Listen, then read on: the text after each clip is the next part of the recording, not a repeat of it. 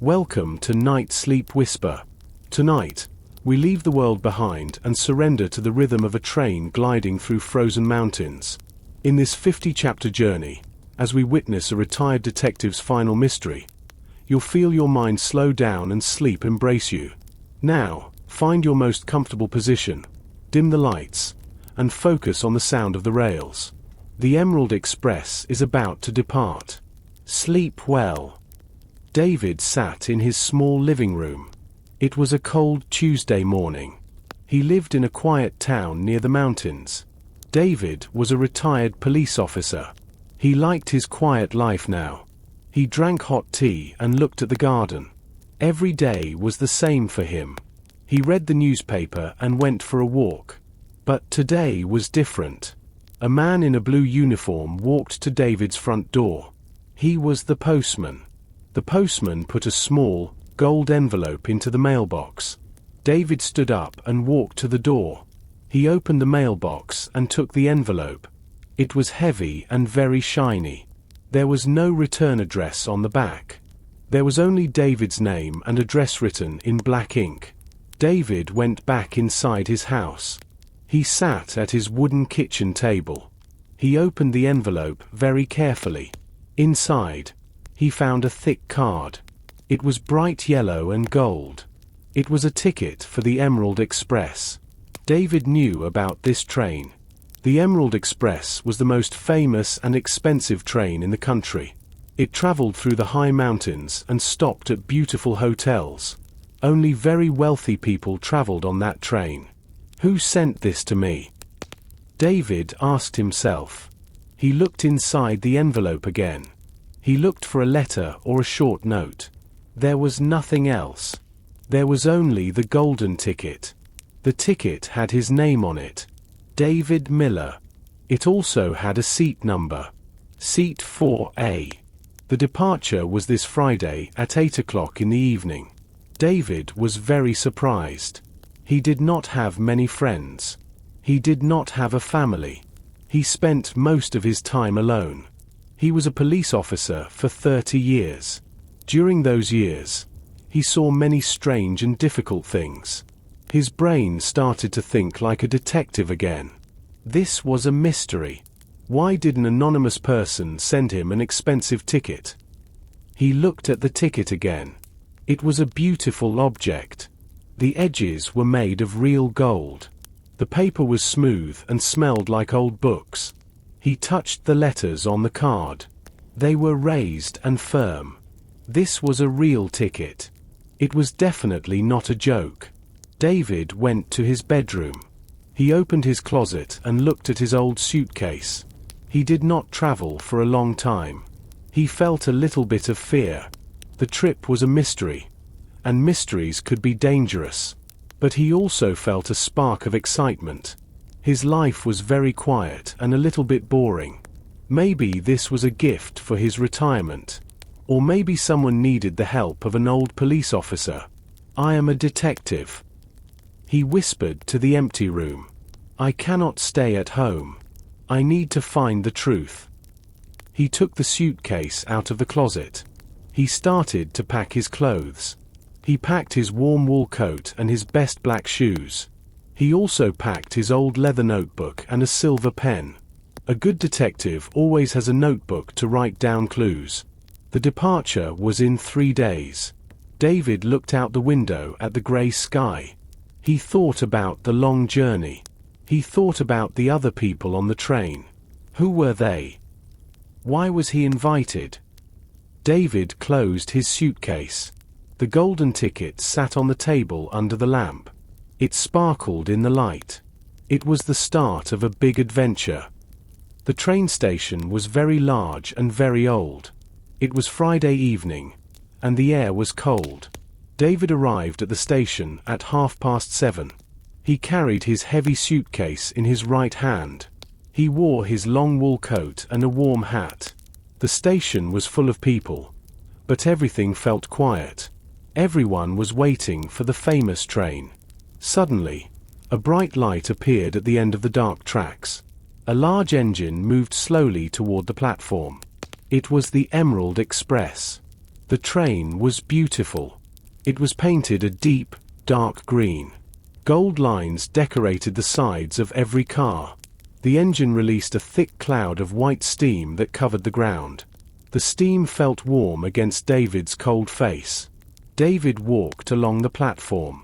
He looked at the numbers on the train cars. He found car number 4. A man stood next to the door. He was tall and thin. He wore a dark blue uniform with shiny gold buttons. He had a very straight back and a serious face. This was the conductor. "Good evening, sir," the conductor said. His voice was deep and very polite. "May I see your ticket?" David took the golden ticket out of his pocket. He handed it to the man. The conductor looked at the ticket for a long time. Then, he looked at David's face. He looked at David's eyes and then back at the ticket. For a small moment, the conductor looked surprised. "Ah, Mr. Miller," the conductor said. He smiled, but his eyes stayed serious. "Welcome to the Emerald Express. My name is also Mr. Miller. It is a pleasure to meet you." "Thank you," David replied. He felt a little bit strange. It was a common name, but the conductor's reaction was odd. "It is a beautiful train. It is the best train in the world," Mr. Miller said with pride. "Please, step inside. The journey will begin in 10 minutes. Your cabin is down the hallway and to the left." David climbed the small metal stairs and entered the train. Inside, the train was even more beautiful. The floors were covered in soft red carpets. The walls were made of dark, polished wood. There were small lamps on the walls that gave a warm, yellow light. It did not feel like a train. It felt like a luxury hotel. He found his cabin. It was small but very comfortable. There was a soft bed, a small desk, and a large window. David put his suitcase on the floor. He sat on the bed and looked out the window. He saw the platform through the glass. The conductor was talking to a woman in a long fur coat. A few minutes later, the train moved slightly. The engine started to work. The train began to move slowly away from the station. The lights of the city started to disappear. David was now on his way into the dark mountains. He was alone in his cabin, but he felt that many eyes were watching him. He took his notebook out of his pocket and wrote his first note. "The conductor has my name. He looked surprised to see me." David felt hungry after the long day. He left his small cabin and walked down the narrow hallway. The train moved from side to side gently as it climbed the mountain. He reached the dining car and stopped at the door. The room was very bright and warm. There were white tablecloths on every table. Silver forks and spoons sparkled under the crystal lamps. Large windows showed the dark, snowy mountains outside. He saw a woman sitting alone near a window. She wore a simple grey dress. She was reading a small book with a black cover. Her face was calm, but her eyes moved quickly across the pages. Next to her on the table was a pair of elegant blue silk gloves. David thought she looked like a teacher or a librarian. She did not look up when he entered. At another table, a man in an expensive dark suit sat. He did not have a book, and he did not have food. He was looking at his gold watch every few seconds. His hands were shaking slightly as he touched a glass of water. He looked very nervous, like a man waiting for bad news. David walked to a table in the middle of the room and sat down. A waiter in a white jacket brought him a menu. David looked at the other passengers over the top of the paper. "Good evening," David said to the woman. She looked up from her book. Her eyes were sharp and intelligent. "Good evening," she replied. Her voice was soft and very steady. "I am Clara. Are you enjoying the journey?" "I am David. It is a beautiful train," David said. "It is much better than my house." Clara nodded slowly. "It is a very special train. I hope the trip remains quiet. The nervous man at the next table looked at David. Quiet. On this train, he said. He had a sharp, loud voice. My name is Simon. I am a lawyer. I am here for a very important business meeting. I do not have time for a quiet holiday. Simon stood up and started to walk toward the window. Then he sat down again. He could not stay still. He kept looking at the door of the dining car. Are you waiting for someone, Simon? David asked. He used his police voice, calm but firm. Yes, yes. Simon said quickly. He wiped sweat from his forehead with a tissue. A very wealthy man. He is supposed to meet me here for dinner. He is very late. The atmosphere in the room changed. It did not feel like a happy holiday anymore. David felt the tension between Clara and Simon. Clara went back to her book.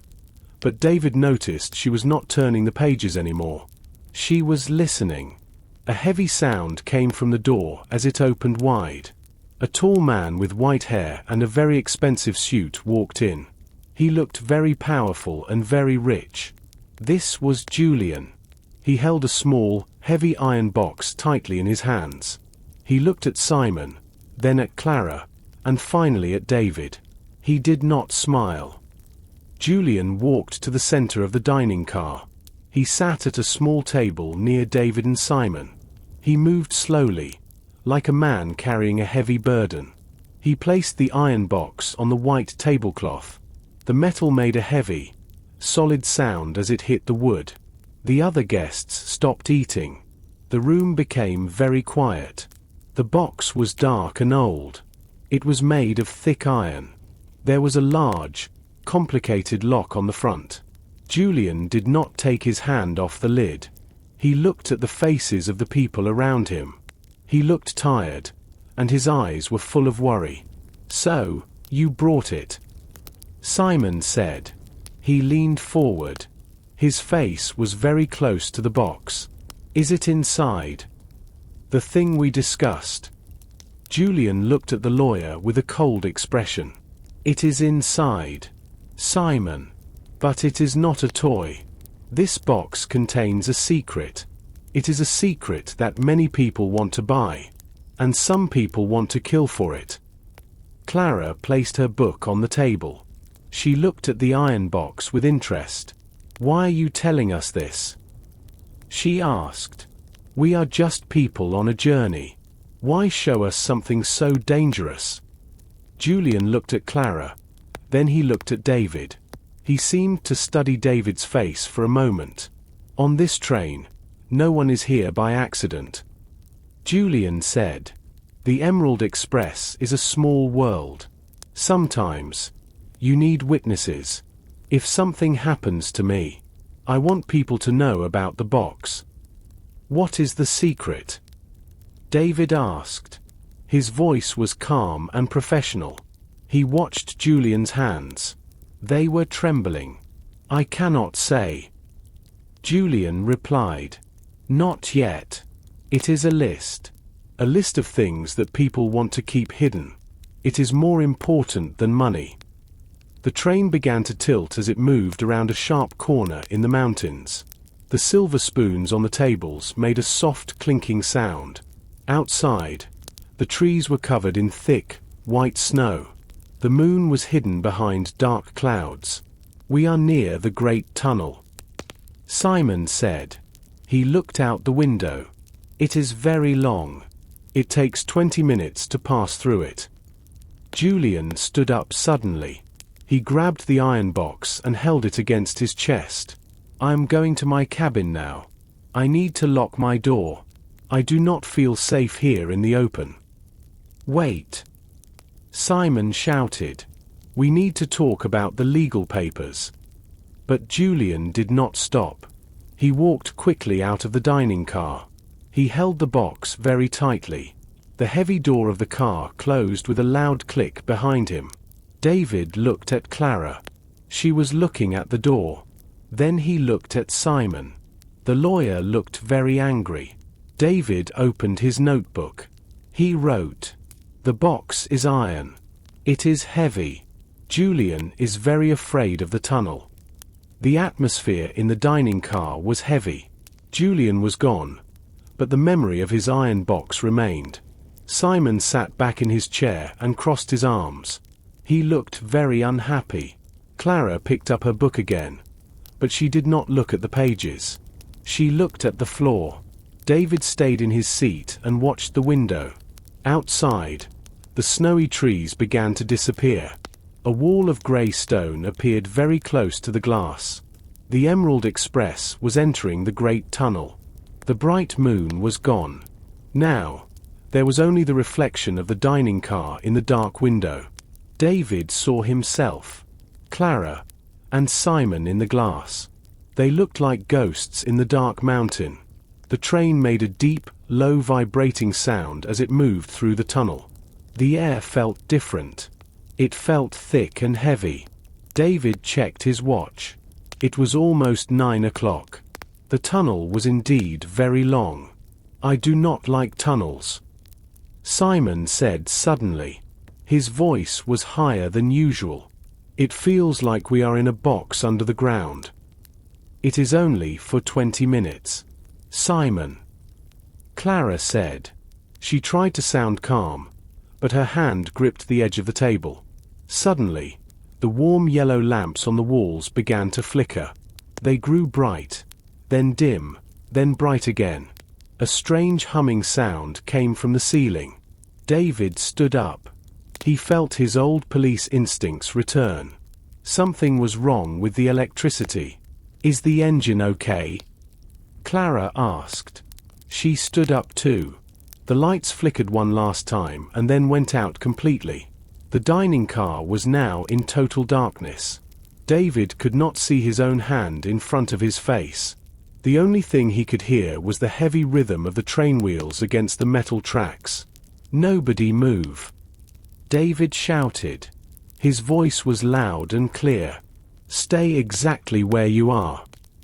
I can't see anything." Simon cried out. David heard a chair move across the floor. It made a sharp, scratching sound against the wood. "Simon, sit down," David ordered. "Clara, are you there?" "I am here," Clara replied. Her voice came from the left. "I am staying at my table." The darkness was absolute. In the police force, David learned to listen when he could not see. He heard the wind rushing past the train.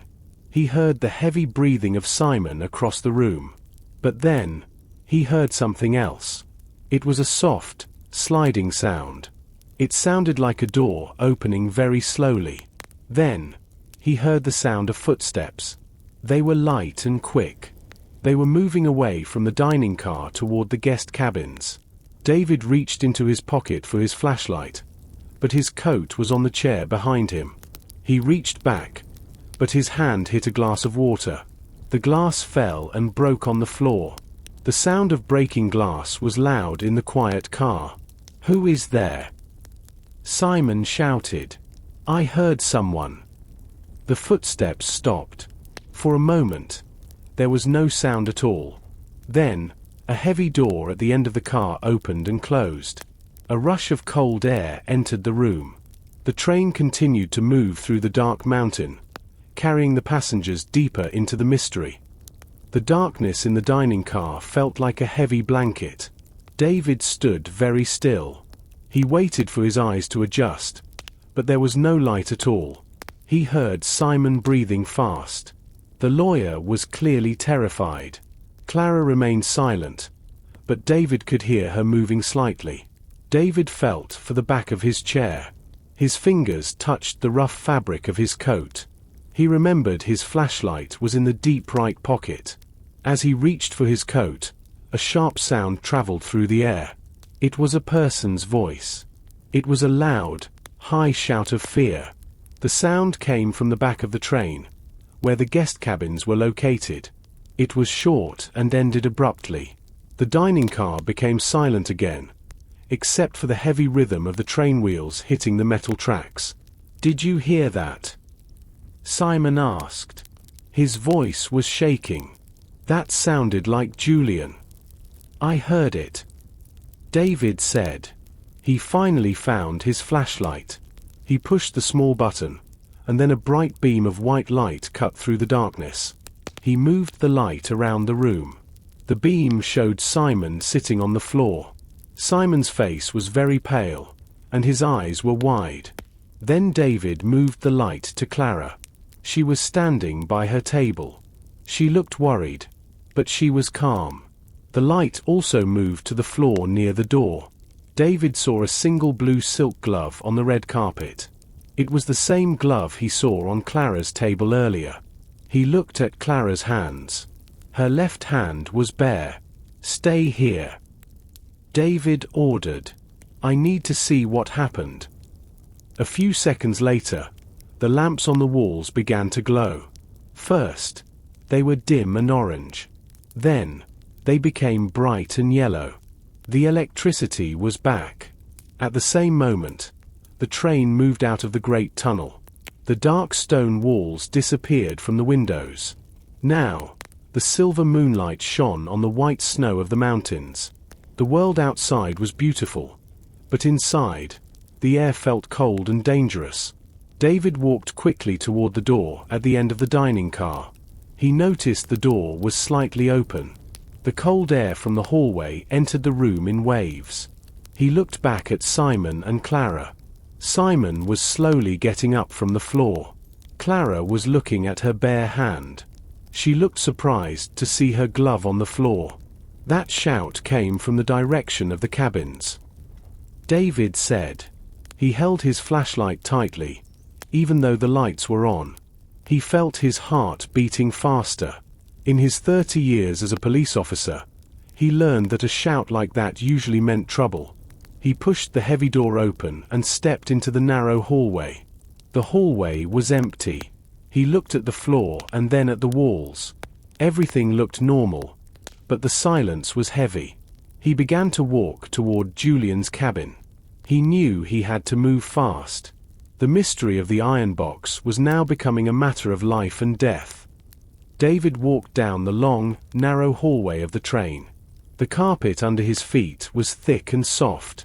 The only sound was the heavy rhythm of the train moving on the tracks.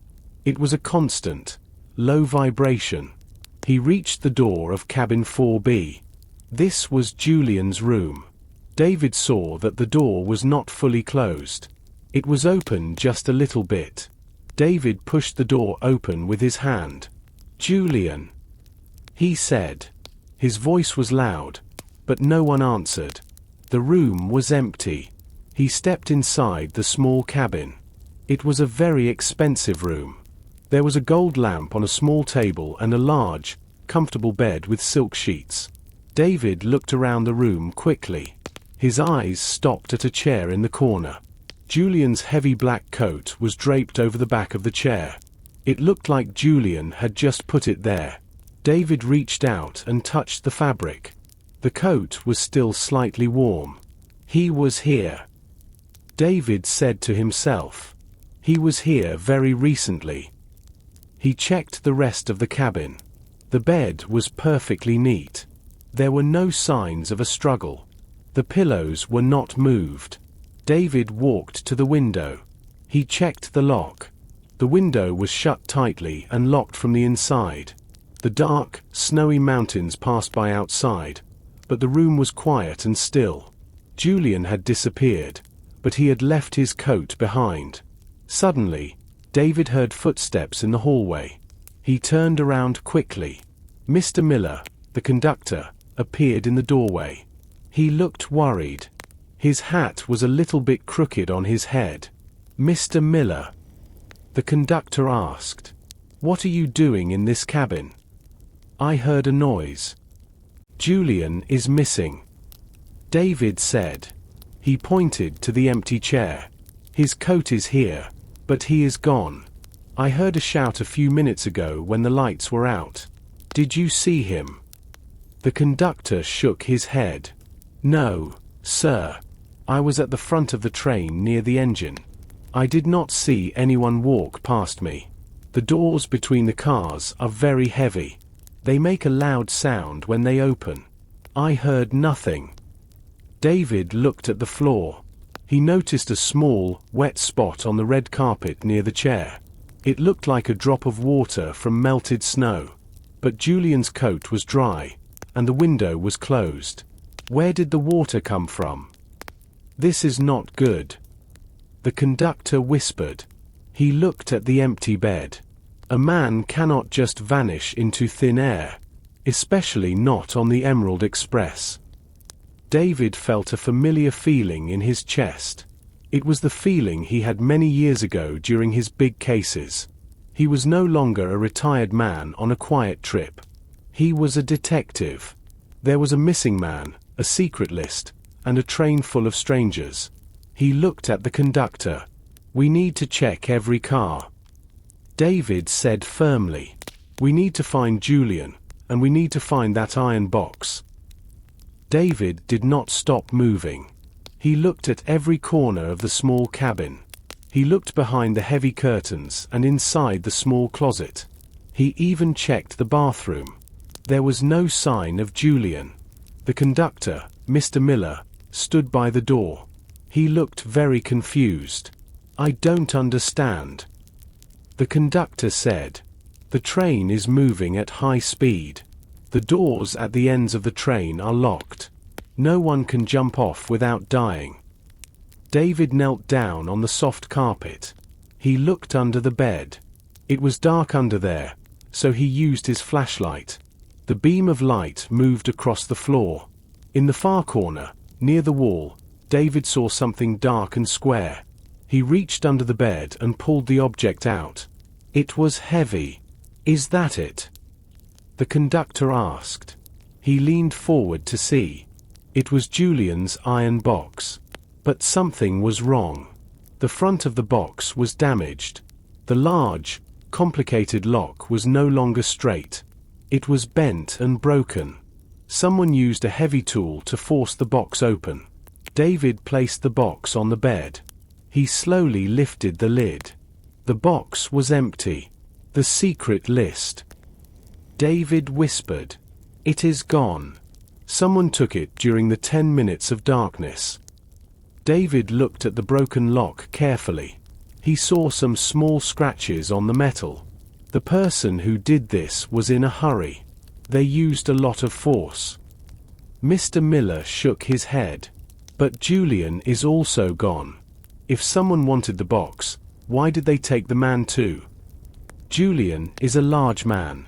It is not easy to carry a person through a moving train without being seen. David stood up and walked back to the chair where Julian's coat sat. He looked at the wet spot on the carpet again. He touched the water with his finger. It was very cold. He looked at the ceiling, then at the floor. He was thinking about the shout he heard in the dining car. Mr. Miller. David said. Who has the keys to the tool room on this train? The person who broke this lock needed a heavy hammer or a metal bar. The conductor's face turned pale. Only I have the keys to the tool room. And the driver has a set, too. But the tool room is at the very front of the train, near the engine. David looked at the empty iron box on the silk sheets. The mystery was growing. A man was missing. A dangerous list of secrets was gone. And the tool used to break the box belonged to the train staff. David felt the cold air from the hallway on his neck. He knew that the thief, and perhaps a kidnapper, was still on the train with them. We must find the others. David said. We need to talk to Simon and Clara again. Everyone is a suspect now. David and Mr. Miller left Julian's cabin. The broken iron box stayed on the bed. David felt a heavy weight in his stomach. A man was gone, and a thief was among them. The train was a closed world. There was nowhere for a person to hide, yet Julian was nowhere to be seen. We must check every car of the Emerald Express. David said. His voice was firm.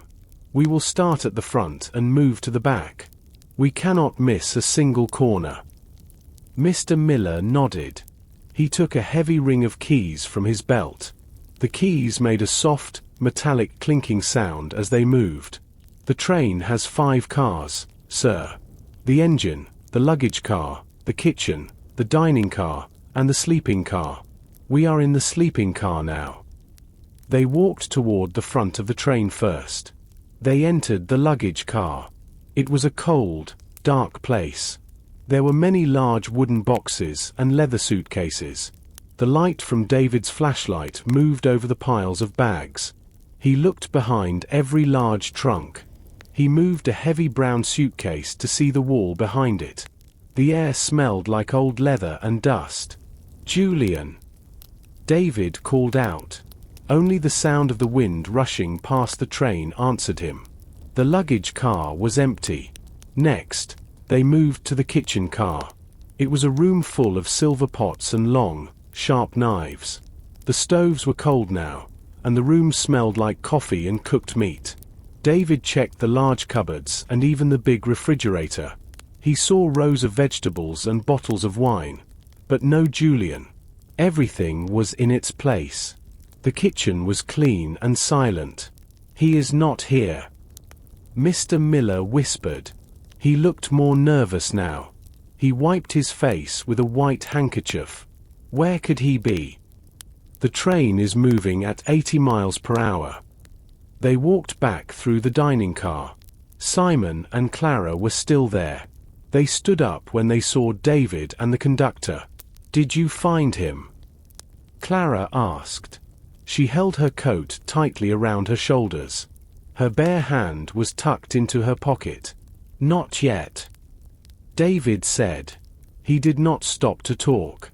"Stay here. It is safer if you stay together."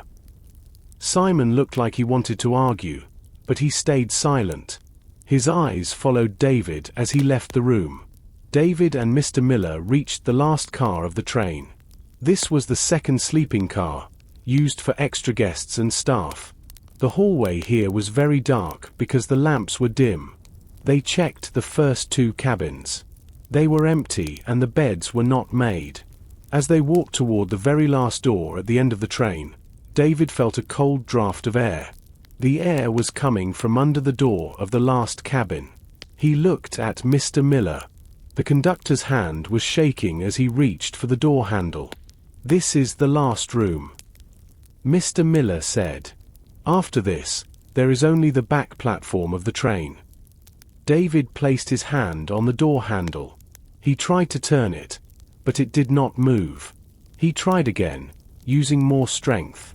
The metal handle remained still. "It is locked," David said. "It is locked from the inside." David stood in front of the heavy wooden door. The hallway was very dim, and the air was cold. He raised his hand and hit the door 3 times with his fist. The sound was flat and hard. He waited for a voice to answer or for the sound of someone moving inside. There was no answer. He waited for another minute, but the room remained silent. "Hello?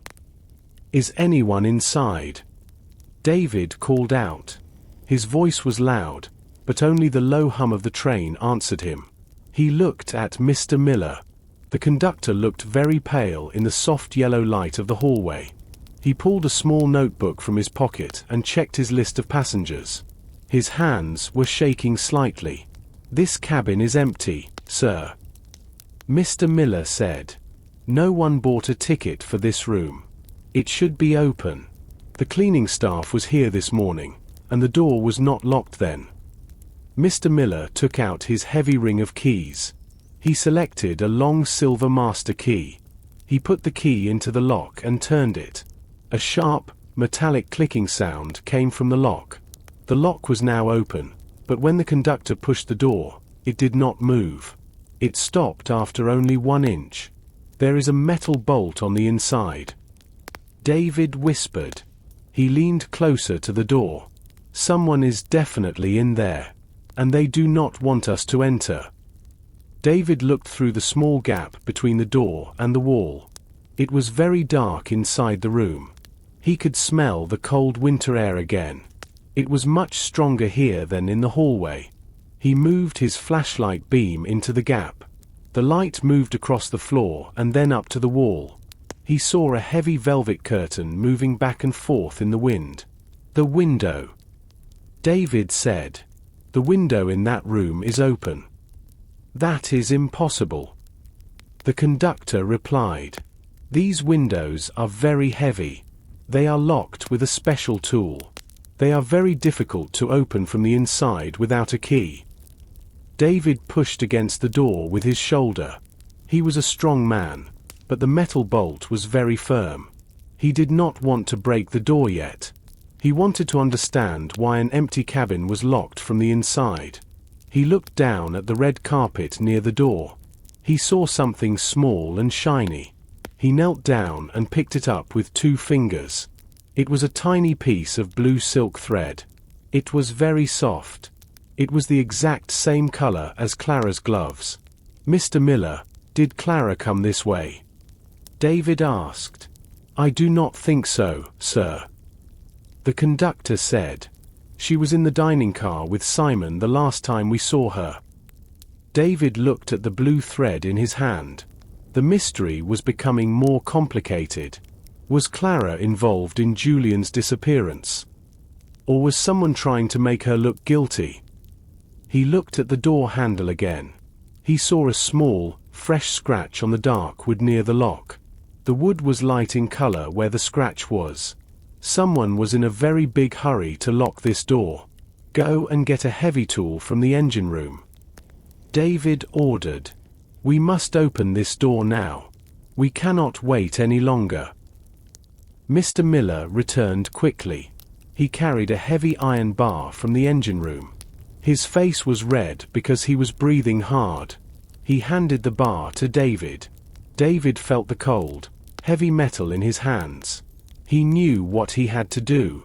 The train moved fast, and the mystery was growing. David placed the end of the iron bar into the small gap between the door and the frame. He pushed with all his strength. He could feel the metal bolt resisting him. Then, a loud sound of breaking would echoed in the narrow hallway. The door jumped forward, and the bolt snapped. David pushed the door open wide. The air inside the room was freezing. The large window was wide open. Thick, white snow was blowing into the room. It covered the carpet like a cold white blanket. David saw that the curtains were wet and heavy. They moved wildly in the strong wind. David looked around the room with his flashlight. He was surprised. He saw Julian's leather suitcase on the floor. He saw a pair of Julian's glasses on the small desk. This was Julian's real cabin. The other room, cabin 4B, was just a place to trick people. This is Julian's room. David said. He had to shout because the wind was very loud. He was staying here, at the very end of the train. Mr. Miller looked at the open window in horror. But the window is open, David. Did he jump out? Or did someone push him? David walked to the window. He looked down. Below the train, the ground was a blur of white and dark gray. They were crossing a very high bridge. The river below was far away. If a man fell from here, he would not survive. David noticed something on the metal frame of the window. There was a small piece of dark cloth caught on a sharp corner. He did not jump. David said. He pointed at the floor. Look at the carpet. The snow on the floor was disturbed. There were 2 sets of footprints. One set of footprints was large and heavy. The other set was smaller. They led from the door to the window and then back to the door. There was also a long, dark mark on the floor. It looked like something heavy was dragged across the room. David knelt down and touched the dark mark. It was not blood. It was oil from the train engine. Why was there engine oil in a guest cabin? He looked at the iron box on the desk. This box was different. It was not the one Julian showed them in the dining car. This one was smaller and made of silver. It was also open and empty. Someone was here with him. David said. There was a struggle. They wanted what was in this silver box. He looked at the open door. The hallway was still empty and quiet. The wind continued to howl through the open window. David felt a chill that was not from the snow. He realized that Julian was not just missing. He was taken by someone who knew the train very well. David stood in the middle of the cold room. He looked down at the floor. The snow from the open window was melting on the red carpet. This created small, dark pools of water. Inside these pools, David saw clear footprints. He knelt down to look closer. He did not touch anything. A good detective always preserves the evidence. Look at these, Mr. Miller. David said. He pointed his flashlight at the floor. There are two different types of shoes here. The first set of footprints was large. The shoes had a heavy pattern on the bottom. They were the footprints of a man's boots. These prints started at the window and walked toward the center of the room. Near the desk, the footprints became messy. It looked like the person was turning around many times. Then, the heavy footprints led back to the window. The second set of footprints was much smaller and thinner. These prints did not come from the window. They started at the door. These shoes were very elegant. They did not have a heavy pattern. They were smooth. These footprints walked to the desk and then stopped. These small footprints belonged to a woman. David whispered. He thought of the blue silk thread he found earlier. He thought of Clara. She came into this room. She walked to the desk where the silver box was. But the large footprints go to the window. Mr. Miller said. He sounded very afraid. Does that mean someone came inside from the outside of the train? That is impossible. We are moving very fast. David looked at the window again. The metal frame was wet. There was a long, thin smear of black engine oil on the white snow on the floor. He followed the line of oil with his eyes. It led from the window to the heavy footprints. The person with the large boots has engine oil on their shoes. David explained. And they also have snow on them. This person was outside. They were on the roof or the side of the train. He stood up and walked to the door. He looked at the hallway.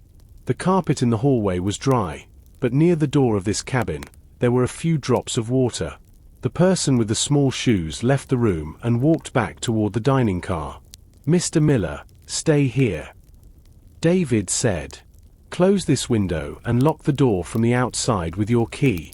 Do not let anyone inside. I need to go back to the dining car. I need to look at everyone's shoes. David walked quickly. His heart was beating fast.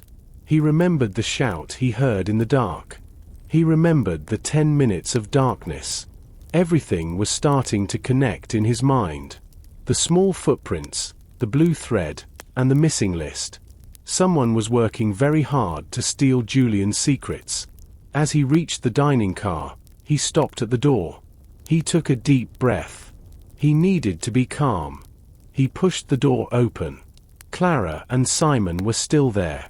They were sitting at separate tables. They both looked up when David entered. David did not look at their faces. He looked directly at their feet. David walked into the dining car. The room was warm, but he felt a cold shiver on his neck. Simon was standing near the coffee pot. He looked at David with wide, worried eyes. Clara was sitting at her usual table. Her book was closed on the white tablecloth. She looked very pale. David did not look at Simon. He walked straight to Clara's table. He stopped and looked down at her feet. Her elegant grey shoes were visible under the table. The leather at the bottom of the shoes looked dark. There were small, wet circles on the red carpet around her feet. "Your shoes are wet, Clara," David said. His voice was quiet but very firm. Clara did not look up at first. She gripped the edge of the table with her hands. Her bare left hand was shaking. Finally, She looked at David. Her eyes were full of a strange mixture of sadness and fear. "I found this in the last cabin on the train," David continued. He reached into his pocket and pulled out the tiny piece of blue silk thread. He placed it on the table in front of her. "It is the same color and material as your gloves. Why were you in Julian's real cabin?" Simon gasped. "The last cabin? I thought Julian was in cabin 4B. "Cabin 4B was a trick," David said, his eyes never leaving Clara. "Julian was staying in the last room. And Clara was there tonight." Clara sighed. A long, shaky breath escaped her lips. She pushed her book away. "You are a very good detective, David. You are right. I was in that room. I followed a shadow in the darkness." "A shadow?" David asked. "When the lights went out in the tunnel, I heard a heavy door open," Clara said. "I saw a tall man in a dark coat move toward the back of the train. He was moving very fast. I was worried about Julian, so I followed him. I used my small flashlight to see the way." "What did you see when you reached the room?" David asked. "The door was already open," Clara explained. "The wind was blowing very hard because the window was open. Snow was everywhere. I saw the empty silver box on the desk. I called Julian's name, but there was no answer. I only stayed for a moment because I was terrified. I ran back here before the lights came on." "Why didn't you tell us?" Simon shouted. "A man is missing." Clara looked at her hands. "Because I have a secret. I am not a librarian. 5 years ago, I was Julian's secretary. I worked for his private company. I knew about the list. I knew he was coming on this train to hide it. I followed him here to protect him, but I failed." David looked at the blue thread. Clara's story sounded honest, but he still had questions. "Did you see the man's face? The man in the dark coat?" "No." Clara shook her head. "It was too dark. But he was very tall, and he moved like he knew exactly where he was going. He did not look like a guest. He looked like he belonged on this train." David thought about the engine oil he saw on the floor of the cabin. He thought about the conductor, Mr. Miller. The mystery was growing deeper. He looked at Clara and then at Simon. "We are not safe," David said. "The person who took Julian is still moving among us." David turned his attention to Simon. The lawyer was still standing near the coffee pot. He was holding a small leather bag very tightly against his chest. His face was red, and he was breathing very fast. He looked like a man who wanted to run away, but there was nowhere to go on a moving train. "What about you, Simon?" David asked. He walked toward the lawyer. "You were very interested in Julian's iron box earlier. You said you had a business meeting with him." Simon moved back until he hit the wall. "I told you. I am his lawyer. We had legal things to discuss. It is all very normal." "If it is normal, why are you so nervous?" David asked. He looked at the leather bag. "And why are you holding that bag like it is made of gold?" "This is my private property," Simon said. His voice was high and thin. "You are a retired policeman, David. You do not have the power to search my things. I know the law." David stepped closer. He was taller than Simon, and he looked very serious. "A man is missing, Simon. This is not a game. If you are hiding something, it makes you a suspect. I can wait for the police to arrive at the next station, or you can show me what is in the bag now." Simon looked at Clara, then back at David. He realized he could not win. He slowly placed the leather bag on a nearby table. His hands were shaking so much that he had trouble opening the zipper. Finally, the bag opened. David looked inside. There were no diamonds or secret lists. Instead, there were many papers. David took out a thick folder.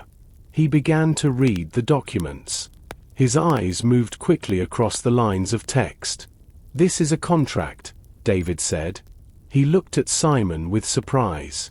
"It says that Julian bought your law company 3 years ago. But it also says that you owe Julian a very large amount of money. $5 million. Simon looked at the floor. The business was failing. Julian helped me, but the interest on the debt was too high. I could never pay him back. He told me that if I didn't pay him by the end of this trip, he would take my house and my office. I would have nothing." "So, you needed that secret list," David said. "You wanted to find something to use against him. Something to make the debt disappear." "I only wanted to talk to him." Simon shouted. "I didn't take him. I went to his cabin during the darkness. But the door was locked. I heard a struggle inside. And I got scared. I ran away and came back here." David put the papers back in the bag. Now he had 2 people with motives. Clara wanted to protect Julian, and Simon wanted to escape a debt. Both of them were near Julian's room during the dark tunnel. But there was still the problem of the large, heavy footprints and the engine oil. "Neither of you is telling the whole truth," David said. Suddenly, the train began to shake violently. The floor tilted to the left, and David had to grab a table to stay standing. The rhythm of the wheels changed. It became slower and louder. The train shook one more time. Then, everything became very still.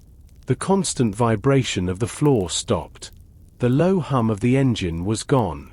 For the first time since the journey began, the Emerald Express was silent. It was a strange, heavy silence that made David feel uneasy. David walked to the large window of the dining car. He wiped the steam from the glass with his hand. The moon was high in the sky, but its light was weak. Outside, there were hundreds of tall pine trees. They were covered in thick, white snow. There were no lights from any town or house. They were in the middle of a dark, frozen forest. "Why did we stop?" Clara asked. She was holding onto the back of her chair. Her face looked very pale in the moonlight. "I don't know," David replied. "We are not at a station. This is the middle of nowhere." Simon walked to the window and tried to see the front of the train. "This is not good. This is not good at all. I have an important meeting. I need to get to the city." He was shouting, but his voice sounded small in the empty car. The heavy door of the dining car opened. Mr. Miller, the conductor, walked in. He was not wearing his hat now. He looked very tired, and his forehead was wet with sweat. He held a large metal flashlight in his hand. "The engine has stopped," Mr. Miller said. His voice was low and serious. "The driver says there is a mechanical problem. Something is wrong with the fuel line." "Can he fix it?" David asked. He watched the conductor's face carefully. "He is trying," the conductor said. "But it is very cold outside. The metal is freezing. It might take a long time. Maybe many hours." David looked at the conductor's boots. They were covered in fresh, white snow. He also saw a small black mark on the conductor's blue sleeve. It looked like a smear of engine oil. "Were you outside just now, Mr. Miller?" David asked. The conductor looked at his sleeve and then back at David. "Yes. I went to the engine room to talk to the driver. I had to walk along the small path next to the tracks. The snow is very deep." David walked to the door of the dining car. He felt a cold wind coming from the hallway. He realized that if the engine was not working, the heaters would stop soon. The train would become as cold as the forest outside. "We must stay together," David said to the group. "It is the middle of the night. We are stuck in a forest. And we still do not know where Julian is. We are in a very vulnerable position." David looked out the window again. He thought he saw a movement among the trees. A dark shape moved in the shadows of the pines. It was far away, but it looked like the figure of a person. David rubbed his eyes and looked again, but the shape was gone. There was only the white snow and the black trees. "Did you see something?" Clara asked. She was watching David's face. "Maybe," David said quietly. "I thought I saw a shadow in the woods." He felt a new kind of fear. If the person who took Julian was outside in the woods, they were all in danger. The Emerald Express was no longer a luxury train. It was a cold metal box trapped in the middle of a dark, frozen world. David stood very close to the window. His breath made a small cloud of fog on the glass. He wiped it away again. The moonlight was a pale silver color on the deep snow. The pine trees looked like tall, dark giants standing in a circle around the train. Everything was perfectly still. Then, he saw it again. A dark shape moved near the edge of the forest. It was not a tree or an animal. It was a person. The person was tall and wore a heavy, dark coat. The figure moved quickly away from the side of the train. Each step was difficult because the snow was very deep. The person did not look back. They were heading straight for the thickest part of the woods. "Look," David said. He pointed his finger at the glass. "There is someone out there." Clara and Simon ran to the window. They pressed their faces against the cold glass. Clara gasped as she saw the dark figure disappear behind a group of trees. "Is that Julian?" Simon asked. He sounded hopeful but also very afraid. "Is he trying to escape?" "I don't think so," David replied. "That person moved too fast. Julian was hurt or tied up. And why would he run into a frozen forest without a hat or gloves?" Mr. Miller, the conductor, looked over David's shoulder. His face turned very white. "No one should be out there. There are no roads for 20 miles. It is too cold to survive in those woods for long. If that is a passenger, they are in great danger." "We have to go after them," Clara said. She looked at David. "We can't just stay here and watch." "No," David said firmly. "The snow is too deep, and we only have small flashlights. It is a trap. If we go out there, we might get lost too. We must stay inside the train and lock the doors." Suddenly, the train made a long, low groaning sound. The metal of the cars was contracting because of the extreme cold. It sounded like a heavy door closing in a large, empty stone room. Everyone jumped at the sound. "The heat is going down," Simon said. He rubbed his arms. "I can feel the temperature dropping. If the driver doesn't fix the engine soon, we will all freeze." David looked at the place where the shadow disappeared. He thought about the engine oil and the large footprints he saw in the cabin. The person in the woods was likely the same person who was in the cabin. But why were they leaving the train now? Did they have the secret list? "Mr. Miller," David said, "check all the exterior doors.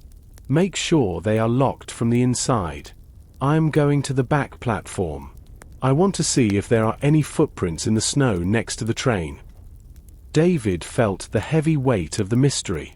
They were trapped in a cold metal tube in a dark forest.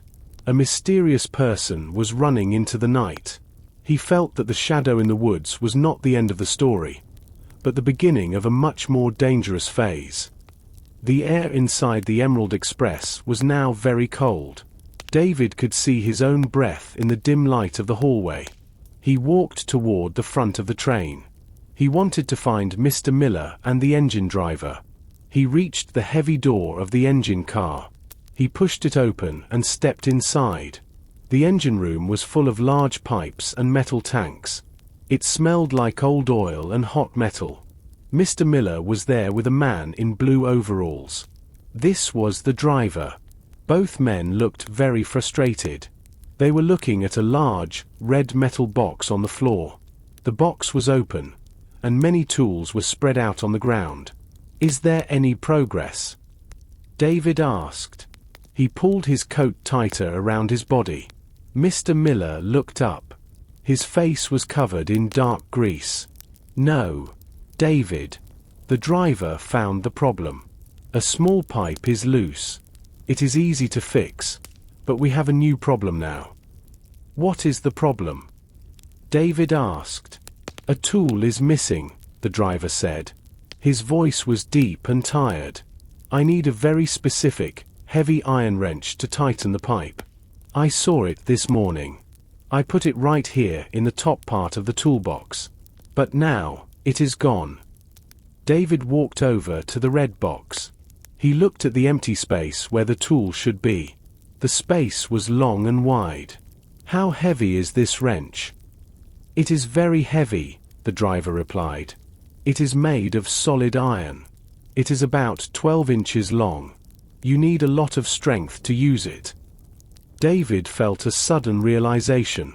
He remembered the broken lock on Julian's iron box in cabin 4B. The metal of the lock was bent and crushed. He also remembered the heavy footprints in the snow in the last cabin. "The wrench was not stolen to fix the engine," David said. His voice was grave. "It was stolen to be used as a weapon, or as a tool to break a lock. Someone took it while we were all in the dining car." "But who would do that?" Mr. Miller asked. "Only the staff knows where we keep the engine room keys." David looked at the door of the engine room. It was a thick metal door. "Is this door always locked?" "Yes," the driver said. "But the lock is old. Sometimes it does not close properly if you do not pull it very hard." David knelt down and looked at the floor near the toolbox. He saw a small, dark smear on the metal floor. He touched it. It was wet and cold. It was snow. "Someone was in here very recently," David said. "They had snow on their boots. They came in, took the wrench, and left. They probably used it to break Julian's box, and then they maybe took it with them into the woods." The driver shook his head in anger. "Without that wrench, this train is a cold piece of junk. We cannot move. We are stuck here until another train comes to find us." David looked out the small window of the engine room. The forest was silent and dark. He knew that the missing tool was a very important clue. The thief wanted to stop the train. They wanted to create a situation where no one could leave and no one could arrive. David left the engine room and walked back through the cold cars. The train felt different now. It was no longer a moving home. It was a cold, dark cage. He entered the dining car again. Clara and Simon were sitting close together. They were wearing their heavy coats and hats. Simon was rubbing his hands together to stay warm. "The engine is still broken," David told them. "A heavy wrench is missing. Without it, we cannot move." Simon groaned. "We are going to freeze to death in this forest. This is a disaster." David did not answer him. He walked to the table where Julian sat earlier that evening. He looked at the white tablecloth and the silver forks. Then, he knelt on the floor. He wanted to see if anything was hidden under the furniture. He moved his flashlight under the long seat. Near the back of the seat, he saw a small piece of white paper. It was folded many times. It was stuck between the seat and the wall of the train. David reached out and pulled it free. The paper was dry and thin. "What is that?" Clara asked. She stood up and walked toward him. David unfolded the paper carefully. It was a letter. The handwriting was messy, like the person was writing very fast. David recognized the name at the bottom. Julian. He began to read it aloud in the quiet room. "If you are reading this, I am probably in trouble. I know someone is watching me. I saw a man in a dark coat at the station before I boarded the train. He was the same man from the city. I thought I could escape him on the Emerald Express, but I was wrong. The iron box is not safe. The list is not safe. I am afraid for my life. Do not trust the person with the silver key." The room became very silent. The only sound was the wind blowing against the outside of the train. It made a low, whistling sound. A silver key. Simon whispered. What does that mean? Who has a silver key? David looked at the letter again. Julian was being followed before he even got on the train. This was a planned attack. This person knew about the box and the list. But who is the man in the dark coat? Clara asked. I saw a shadow in the woods earlier. He was wearing a dark coat too. David thought about the conductor, Mr. Miller. He also wore a dark blue coat, but it looked black in the dim light. And every conductor had a set of keys. He looked at the paper. The mystery was not just about what happened on the train. It started a long time ago in the city. Julian knew he was going to disappear, David said. He left this letter here for someone to find. He wanted to give us a clue. David put the letter into his pocket. He felt a new sense of urgency. If Julian was still alive, he was with a very dangerous person. A person who was willing to stop a whole train and leave people to freeze in the dark. David looked at the door of the dining car. He knew he had to keep looking for clues before the cold made it impossible to think. The temperature inside the Emerald Express continued to fall. David felt the cold in his bones. He rubbed his hands together, but they remained stiff. He walked toward the front of the train again. He wanted to find a way to call for help. He knew that the train had a radio system to talk to the nearest station. He found Mr. Miller in a small office near the engine room. The office was very small. It had a desk, a chair, and a large grey radio on the wall. The conductor was sitting at the desk. He had his head in his hands. He looked very tired and defeated. We need to call someone, Mr. Miller, David said. We cannot stay here all night. The passengers are freezing. We need a rescue team. Mr. Miller looked up. His eyes were red. He pointed to the radio on the wall. I tried, David. I tried many times. But look at it. David walked to the radio. He saw that the front of the machine was smashed. The glass screen was broken into many tiny, sharp pieces. The black wires inside were pulled out and cut. It was not a mechanical problem. Someone used a heavy object to destroy the communication equipment. The wrench, David whispered. The missing wrench from the engine room. Someone used it to kill the radio. Yes, the conductor said. And I have more bad news. I checked the emergency telephone in the luggage car. The wires are cut there too. We have no way to talk to the world outside this forest. David looked out the small window of the office. The forest was dark and silent. He felt a sense of deep isolation. They were trapped in a metal tube, surrounded by snow and trees, and no one knew they were stopped. The nearest station was miles away. Does anyone have a mobile phone? David asked. I have one, Mr. Miller said. He pulled a small phone from his pocket. But there is no signal here.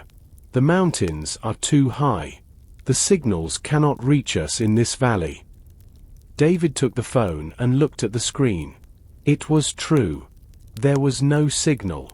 He handed the phone back to the conductor. Someone wanted us to be alone, David said. They stopped the train, they destroyed the radio, and they took Julian. They are very organized. They planned every step. He looked at the desk. He saw a small drawer that was slightly open. Inside the drawer, he saw something bright and shiny. He reached in and pulled it out. It was a small, silver key. It was very beautiful and had a strange symbol on the top. It looked like a bird with open wings. What is this? David asked, holding the key up in the dim light. Mr. Miller looked at the key and frowned. I don't know. That is not a train key. I have never seen it before. It was not in that drawer this morning. David remembered the letter he found in the dining car. Do not trust the person with the silver key. He looked at Mr. Miller's face. The conductor looked honest. But David was a detective. He could not trust anyone yet. Was the conductor telling the truth? Or was he the person Julian was afraid of? I will keep this for now, David said. He put the silver key into his pocket. He felt its cold metal against his leg. The mystery was now very close to him. He needed to find out what this key opened. David walked away from the radio room. He did not tell Mr. Miller where he was going. He wanted to think alone. The silver key in his pocket felt very heavy. The letter said not to trust the person with this key. Mr. Miller said he did not know about the key, but it was in his desk. David felt a dark cloud of suspicion in his mind. The train was very quiet now. Without the engine, there was no vibration. He could hear the wind pushing against the metal walls of the train. It was a lonely, sad sound. David walked toward the staff sleeping area. This was a private part of the train. Guests were not usually allowed here. He found the cabin with the name Mr. Miller on the door. David looked around the hallway. No one was there. He tried the handle. The door was not locked. He stepped inside and closed the door behind him.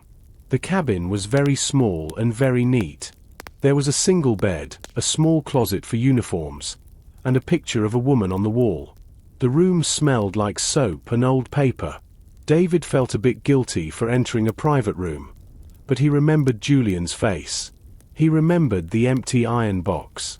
He had to find the truth. David began to search the room. He looked inside the closet. There were 3 blue uniforms, all perfectly clean. He looked inside the desk drawer. There were only train schedules and extra pens. Then, David knelt on the floor. He looked under the small bed. In the shadows, he saw something dark and square. He reached out and pulled it into the light. David felt a shock of surprise.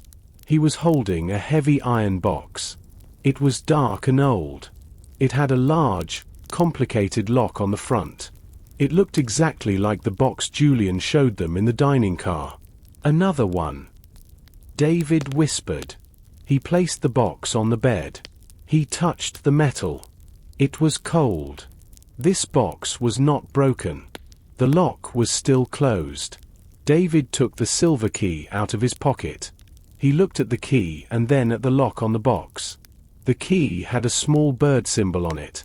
He looked at the front of the iron box. There, in the corner of the metal, was the same small symbol, a bird with open wings. David put the key into the lock. It fit perfectly. He turned the key slowly. A sharp, metallic clicking sound came from the box. The lock opened. David lifted the heavy lid. Inside the box, there were no secret papers. There was no list of names. Instead, there was a large, green stone. It was the size of a small apple. It sparkled even in the dim light of the cabin. It looked like a very large emerald. David stared at the stone. Why did the conductor have this? Was this the secret Julian was talking about? Or was this something else? Suddenly, David heard a footstep in the hallway. The sound was very close to the door. He quickly closed the lid of the box and pushed it back under the bed. He stood up just as the door handle began to turn. The door opened slowly. The hinges made a high, thin sound. David stood in the middle of the small cabin. He tried to look calm, but his heart was beating very fast. Mr. Miller, the conductor, stepped into the room. He was carrying a small tray with 2 cups of tea. He stopped when he saw David. His face turned very red, and then it became very pale. "Mr. Miller," the conductor said. His voice was low and a little bit angry. "What are you doing in my private cabin? This is not allowed. This is my home on the train." David did not move. He looked directly into the conductor's eyes. "I am sorry, Mr. Miller, but a man is missing, and the radio is broken. I found a silver key in your office. It has a bird symbol on it. I wanted to see if it belonged to anything in here." The conductor placed the tray on the small desk. He did not look at David. He looked at the floor. He saw that the dust under the bed was disturbed. He knew that David looked under there. "You found the box?" Mr. Miller whispered. He sat down on the edge of the bed. He looked like a very old and very tired man. David reached under the bed and pulled the iron box out again. He placed it on the desk next to the tea. "Yes. I found the second iron box. And I found the green stone inside. Why do you have this, Mr. Miller?" Julian said the box held a list of secrets. "But this box holds a jewel." Mr. Miller was silent for a long time. The only sound in the room was the wind outside. Finally, he looked up at David. "That is not Julian's box. That box belongs to me. It has been in my family for many years. The bird symbol is my family's mark." "Then why does it look exactly like Julian's box?" David asked. "And why did Julian have a silver key with your family symbol?" "I did not give him a key," the conductor shouted. Then, he lowered his voice. "I don't know why he had a key, but Julian is a very powerful man. He knows many things. Maybe he stole the key from me years ago." David did not believe him. The story was too simple. "And the green stone? Is that a family object too? It looks like it is worth millions of dollars." Mr. Miller touched the lid of the box with his shaking hand. "It is an emerald. It is the reason I am a conductor on this train. I have spent my whole life protecting it. I wanted to keep it safe until I retired." David noticed that Mr. Miller was sweating, even though the room was freezing. The conductor was hiding something. He was not telling the whole truth about the emerald or the silver key. Julian's letter said not to trust the person with the silver key. David said, "And you have the box that the key opens. This looks very bad for you, Mr. Miller." The conductor looked at the emerald. His eyes were full of a strange, dark light. "You don't understand, David. In this world, secrets are worth more than stones. But stones can buy you a new life. I just want to go home." David picked up the iron box. "I am taking this. We are going back to the dining car. We are going to wait for the others. I have many more questions for you."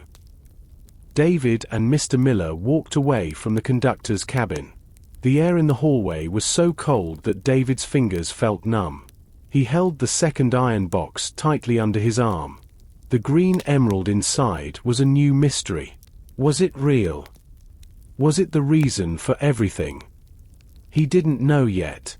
He only knew that the conductor was not telling the whole truth. They were walking toward the dining car when David stopped. He held up his hand to tell Mr. Miller to be silent. The train was very quiet because the engine was still dead. But then, a loud, heavy noise came from the car behind them. It was the sound of a large object falling against the wooden floor. It was a dull, powerful sound that echoed through the metal walls of the train. That came from the luggage car. David whispered, "But no one is allowed in there," Mr. Miller said. His voice was shaking. "The door is locked." David reminded him, "Stay here and watch the hallway. If you see anyone, shout for me." David turned around and walked toward the back of the train. He reached the heavy sliding door of the luggage car. He pushed it open. The door moved slowly and made a long, scratching sound. Inside, the room was very dark. The only light came from the moon outside and David's small flashlight. The luggage car was full of tall shadows. There were hundreds of suitcases, wooden trunks, and leather bags. The air smelled like dust and cold winter air. David moved his flashlight beam slowly across the room. He saw a row of large boxes. In the middle of the floor, a very heavy wooden chest was lying on its side. It was not in that position when David searched the car earlier. David walked closer to the fallen chest. He moved the light over the floor. He saw deep marks in the dust. It looked like someone, or something, dragged the chest across the floor. Then, he noticed something else. Behind a pile of blue suitcases, a shadow moved. It was a quick movement, like a person hiding behind a wall. "I know you are there," David said. His voice was loud and clear in the empty car. "Come out now. I am a police officer." No one answered. The only sound was the wind whistling through a small gap in the train door. David walked toward the blue suitcases. He held his flashlight in one hand and his heavy notebook in the other. He felt his heart beating in his ears. When he reached the suitcases, he moved his light quickly behind them. There was no one there, but he saw a small door in the floor of the luggage car. It was a trapdoor used for cleaning or repairs. The door was slightly open. A cold draft of air was coming up from the dark space below the train. David knelt down and looked into the dark hole. He saw a piece of dark cloth caught on the edge of the wood. It was the same material as the coat he saw in the woods earlier. The person was not in the luggage car anymore. They were under the train, moving in the shadows of the wheels. David stood up and looked at the fallen chest again. He realized the noise was a distraction. Someone wanted him to come here. He turned around quickly and ran back toward the hallway where he left Mr. Miller. David ran back through the narrow hallway. His breath looked like white smoke in the freezing air. He reached the spot where he left the conductor, but the hallway was empty. Mr. Miller was gone. The only thing in the hallway was the low, whistling sound of the wind. David felt a cold wave of worry. Had the shadow under the train taken the conductor too? "Mr. Miller," David called out. His voice echoed against the wooden walls. No one answered. He walked quickly toward the front of the train. He passed the dining car. He looked through the glass in the door. He saw Simon sitting alone. The lawyer was wrapped in a heavy blanket. He was shaking from the cold. Clara was not there. Her chair was empty, and her book was still on the table. David continued toward the engine room. He thought he heard a movement near the heavy metal door. He moved his flashlight beam across the floor. The light hit something small and bright. It was a piece of fabric. David knelt down and picked it up. It was a blue silk glove. It was elegant and soft, but now it was ruined. It was soaked with water and covered in black engine oil. It was the exact same color and material as the glove Clara was wearing earlier that evening. David remembered seeing the first glove on the floor of the dining car. Now, here was the second one, far away from where Clara should be. "Why is this here?" David whispered.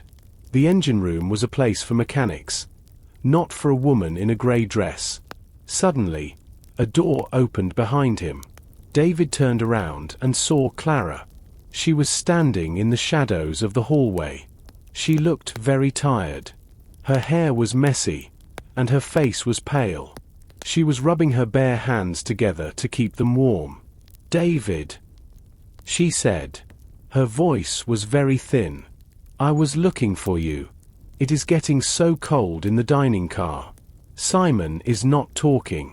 I felt very lonely and afraid." David held up the blue silk glove. The black oil on the blue fabric looked dark and ugly in the flashlight's beam. "I found this near the engine room. Clara, it is your glove, isn't it? It is wet and dirty.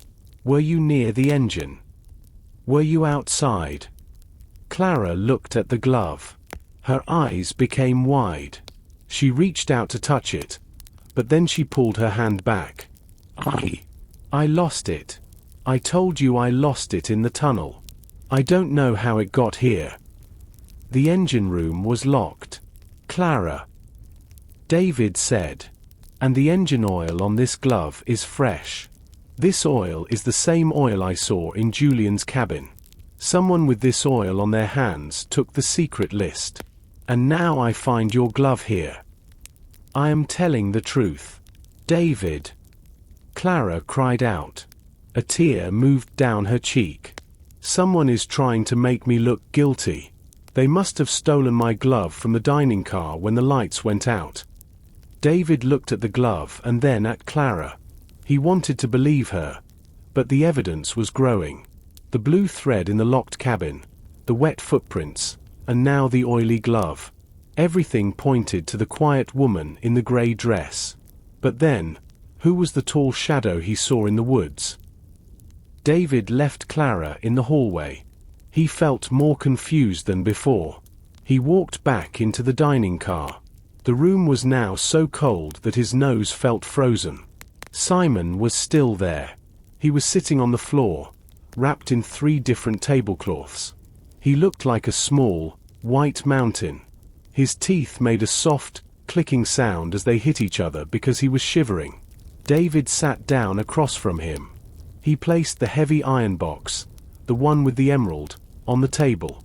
Simon looked at the box, but he did not have the energy to move. Simon. David said, I read your papers earlier. They said you owed Julian $5 million. But I think you are lying. I think there is more to the story. Simon looked up. His eyes were red and watery. He stayed silent for a long moment. Then, he let out a long, shaky breath. You are right. David. Those papers, they were a lie. Julian made me write them to protect himself. The truth is the opposite. Tell me the truth. David ordered. Julian owed me the money. Simon whispered. We had a business deal 10 years ago. It was a construction project in the city. I gave him all my money. But Julian was dishonest. He took the money and left me with nothing. He made me sign those fake papers so I could never go to the police. If I complained, he would show the papers and say I was the thief. David watched Simon's face. The lawyer looked truly broken. So why are you on this train? He told me he would finally pay me back. Simon said. He told me he had a list of names. He said he could use the list to get the money from his old partners. I came here to get my life back. I didn't want to hurt him. I just wanted my money. Did you go to his room to steal the list? David asked. I tried. Simon admitted. He began to cry quietly. When the lights went out, I ran to the back. I wanted to find the list and keep it. If I had the list, I would have power over him. But the door was already locked. I heard a heavy sound inside, like a body hitting the wall. I got scared and ran back here. I am a lawyer. David, not a fighter. David looked at the emerald in the second box. Do you know anything about an emerald? A green stone. Simon shook his head. No. I only know about the list and the money. What emerald?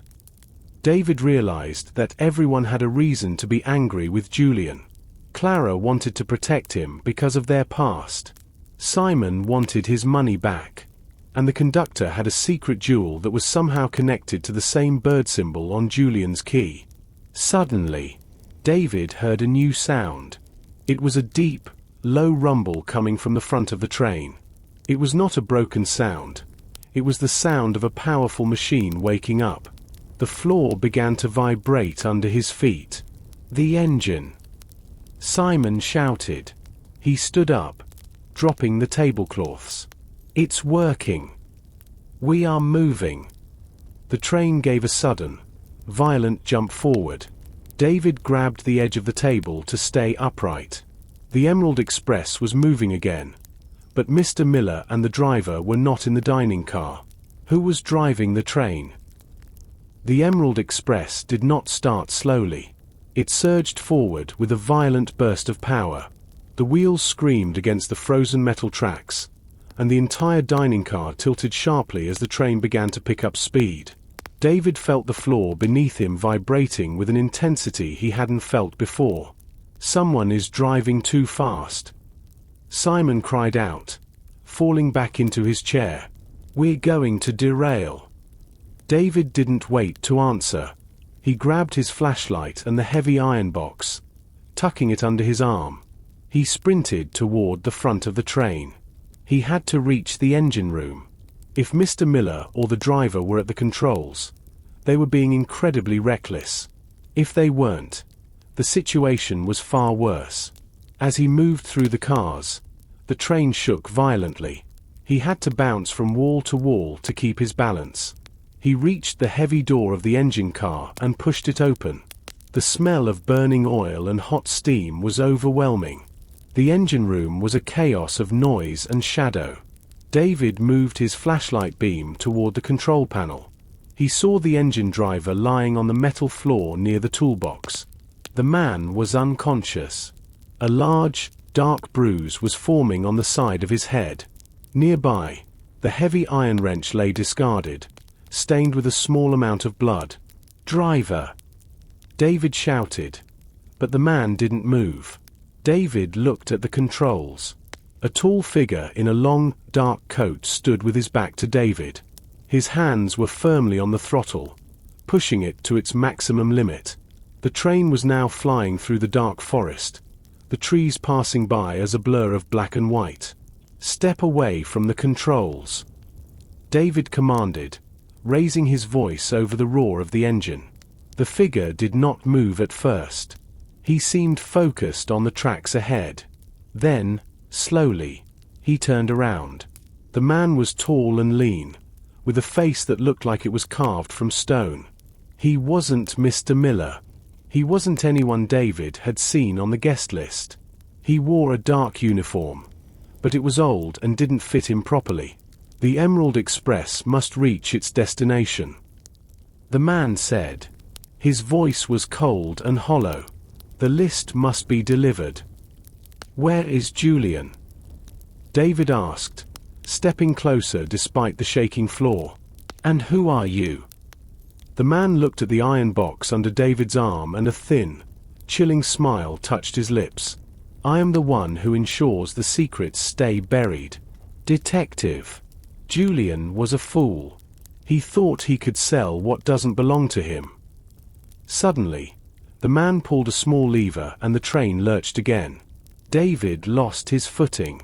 The iron box slid across the floor, hitting a metal pipe. The man in the dark coat didn't try to escape. Instead, he reached into his pocket and pulled out a small device. "We are approaching the bridge," the man said quietly. "The secrets will be lost in the river."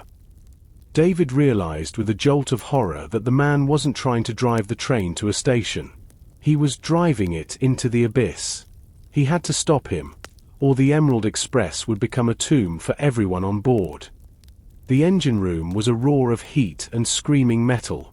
David lunged at the man in the dark coat.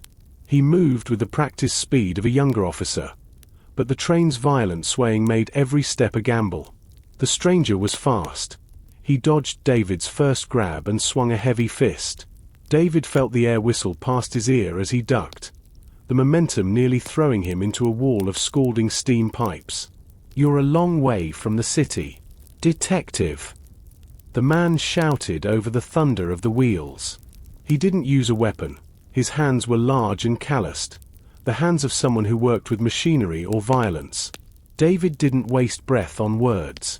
He threw his weight into the man's midsection, pinning him against the control panel. The metal groaned under the impact. The man grunted, his fingers clawing at David's face. David could see the pale blue of the man's eyes. They were cold, devoid of any fear or hesitation. As they struggled, David's hand brushed against the throttle. He tried to pull it back, but the man grabbed his wrist, twisting it with agonizing force. "The bridge is less than a mile away," the man hissed, his face inches from David's. "Julian is already gone." Why die for a list of names you'll never see? Is that what this is? David gasped, fighting the pain in his wrist. An execution. You're going to kill everyone on this train just to hide a list. Collateral damage. The man replied. He suddenly shifted his weight and delivered a sharp knee to David's ribs. The air left David's lungs in a rush. He stumbled back, hitting the toolbox. His hand landed on the heavy iron wrench, the one used to knock out the driver and destroy the radio. It was cold and slick with the driver's blood. He didn't want to use it, but the lights of the Great Bridge were already flickering in the distance through the front window. The steel structure looked like a skeleton waiting to swallow them. David swung the wrench, not at the man, but at the control lever. He didn't need to win the fight. He needed to stop the train. The heavy iron hit the lever. The throttle snapped backward, and the engine let out a high-pitched, dying scream. The sudden deceleration was massive. Both men were thrown forward. David hit the front glass, stars exploding in his vision. The man in the dark coat tumbled over the unconscious driver and crashed into the side door. The train wasn't stopping, but it was no longer accelerating. The screeching of the emergency brakes began to fill the cabin, a sound like 1,000 knives on a chalkboard. The mysterious man scrambled to his feet. He looked at the broken throttle, then at the bridge looming ahead. He knew the plan had failed. He didn't look at David again. Instead, he kicked open the side door of the engine room. A rush of freezing air and snow swirled into the cabin. "This isn't over, Detective," the man yelled. "The bird has many wings." Without another word, he vanished into the night, leaping from the moving train into the deep snow drifts of the ravine. David crawled to the window, his chest burning with every breath. The train was slowing, the bridge only yards away. He reached for the manual brake wheel, turning it with every ounce of strength he had left. The Emerald Express groaned, sparks flying from the wheels like fireworks in the dark. Finally, with a heavy, metallic jolt, the train came to a stop. The front of the engine was resting only 10 feet from the edge of the Great Bridge. Silence returned, but it was broken by a soft groan from the floor. The driver was waking up. David looked at the iron box he had dropped. It had burst open during the struggle. The green emerald sat on the oily floor, glowing with a soft, haunting light. But David noticed something else. There was a small piece of paper tucked inside the hollowed-out center of the emerald itself. The silence that followed the train's stop was absolute. The only sound was the ticking of cooling metal and the heavy, ragged breathing of the engine driver as he struggled to sit up. David ignored the pain in his ribs and knelt beside the glowing green stone. The emerald was not a solid gem. It was a masterpiece of craftsmanship. 2 halves of a hollowed-out stone joined by a microscopic hinge. The impact with the floor had caused it to pop open. Inside the hollow center lay a tightly rolled cylinder of translucent paper, thinner than a leaf. David carefully unrolled it. It wasn't a list of names written in ink. It was a microledger, covered in tiny, high-density symbols and numbers. At the top of the page was the same bird symbol he had seen on the silver key and the iron box. Underneath it were 3 words that made David's blood run colder than the mountain air. Project Emerald Wing. "What is that?" the driver rasped, clutching his head. He looked at the broken throttle and the bridge just a few feet beyond the glass.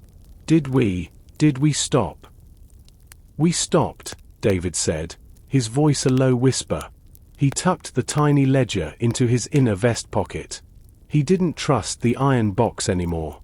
"The man who hit you, he jumped.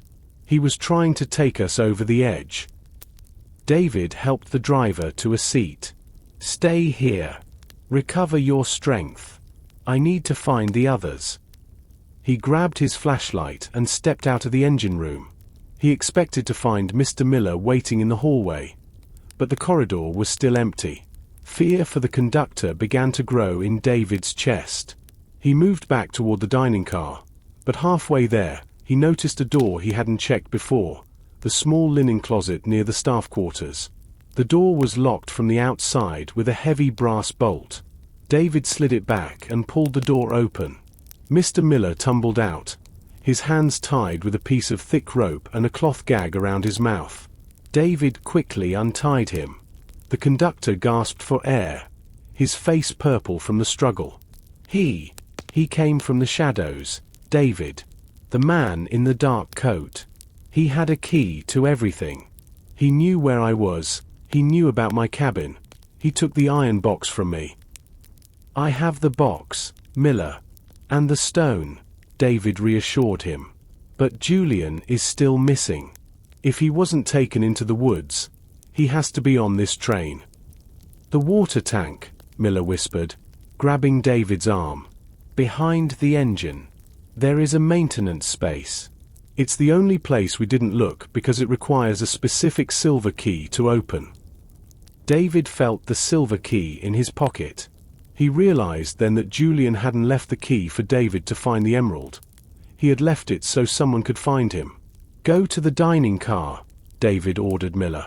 Get Simon and Clara. Tell them to stay together and arm themselves with whatever they can find. I'm going to the maintenance space. David ran back toward the engine, his heart pounding. He found the small, circular hatch hidden behind a heavy velvet curtain near the coal tender. The silver key with the bird symbol fit the lock perfectly. He turned it, and the hatch swung open. Inside, curled in a ball and shivering violently, was Julian. He was alive, but his face was bruised and his hands were bound with wire. Beside him, discarded like trash, was the original iron box from the dining car, the one that had been empty. Julian, David said, reaching in to pull the man out. Julian opened his eyes, squinting at the flashlight. The list. He wheezed. Did they get the list? If the list was inside the emerald, David said, then no. I have it.